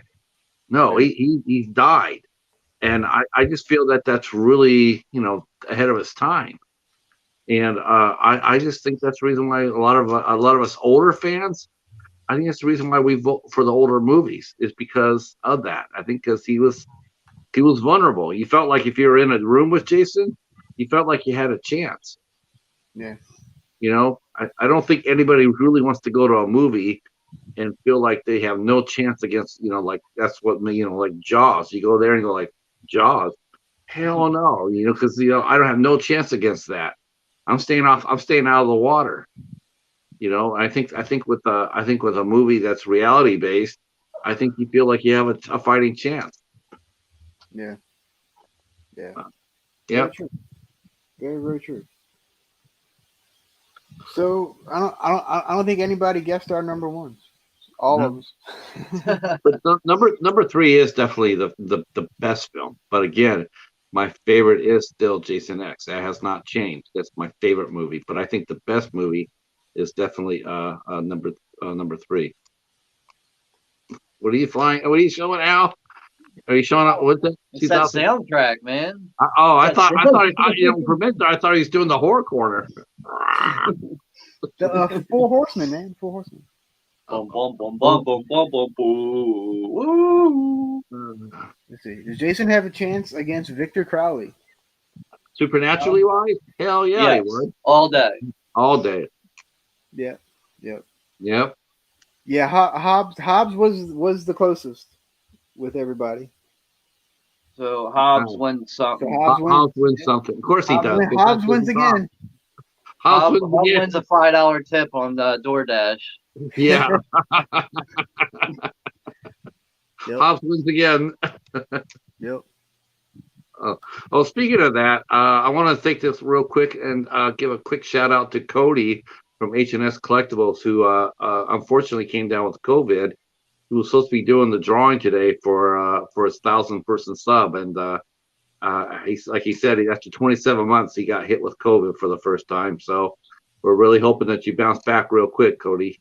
And also want to go ahead and give out some love to our girl, the sassy Jennifer Tochi, who also was having a bad weekend, and we hope that you feel better too, Jennifer, and bounce back quick. Real quick, we've got a couple minutes here. I want to go ahead and let you guys give a shout out to your channels. Tell us what you're doing up this week. Sean, what am I doing? Yeah, what are you doing on your channel this week? I probably have a contest video coming up. I'm going to try to have that probably out by Monday or Tuesday for like the 4th of July. Because I'm like 15 or so subs away from like 800. So it's like about that time to try to get a contest in. Maybe I can have the drawing done by 4th of July weekend. But other than that, I'm kind of just winging it day by day right now. Okay. Al? Yeah. The only major thing I have planned this week is I have a 2B Tuesday coming out Tuesday evening. It is recorded, so it won't be live. Oh, And I may try to do another one if I have time, but I'm working a lot this week, so I doubt I'll get to it. what's And then, what's of the course, movie? next week we have Oh, our yeah, should I tell them that next week? our first episode that's not a Friday the 13th at all. um, and it will be on American Ninja, the 1985 classic with Michael Dudikoff. Yep. Kung Fu. Everybody's Kung Fu fighting. I'm very much That's not exactly true. We've done 2 shows without Friday the 13th. yeah, but I wasn't here. Oh, that's right. First one for me. How about that? First one for you. Hey, Rick. Yeah, finally a new movie. Look at Vanessa. A new movie, a new franchise. Although we're not covering them all, so don't get too excited. So yeah, we got 2 movies. We got American, and we're gonna do American Ninja, then American Ninja 2, and then let's see. Make sure I do this right. American Ninja. Yeah, on the 26th, we're going to the hospital to see the doctors. That's right. The doctors. Yep. The doctors are in the house, and you have to come back. You have to come back to see which doctors we're talking about. We will reveal we will reveal one doctor next week, and the other doctor on the 19th. Yeah, that's gonna be fun. I can't wait for the doctor's night. Yeah, that's gonna be cool as hell. Yeah. The next 2 shows, by the way, will be shown on Al's channel. Al's gonna be showing the American Ninja. So please come over there and please support Al and his channel. And thank you so much for everybody else who's going to be coming in and doing a Tuesday in support of Al. We're all doing one this week in support of you, Al. I very much appreciate that. And yeah, anybody that wants to do it, please. Yep. And that's about it. If you need the intro, let me know. Yeah. Oh, yeah. We got to mention the cool. We have to mention the cool intro for the midnight hour. Mr. Bones put together a new intro. Tight. That's fun as hell. Oh, nice. Yep. Yeah, it's just boggling out of control. Did you like that, Sean? I love that intro, man. It was so cool seeing you up there, man. I got to tell you, I'm so stoked. So glad you're back, man. Someone had to come back and keep Hobbs under control. All right, kids, that's it for us. Thank you guys so much for coming out and supporting us. We appreciate it, and we will talk to you. We'll talk to you throughout the week, and we'll see you on Al's channel next Sunday at 9 p.m. for American Ninja. Hell yes! Oh, you need to see American Ninja. I believe it's on Pluto, right? It is on Pluto TV. Yes, if you want to watch it, both movies, 1 and 2, are both on Pluto TV. Right. Okay, look at Sean. He's throwing at the diamond cutter. Diamond cutter. Yeah. Bang! All right, guys. We'll talk to you soon. All right. Peace. All right. Good night, everyone. Take care.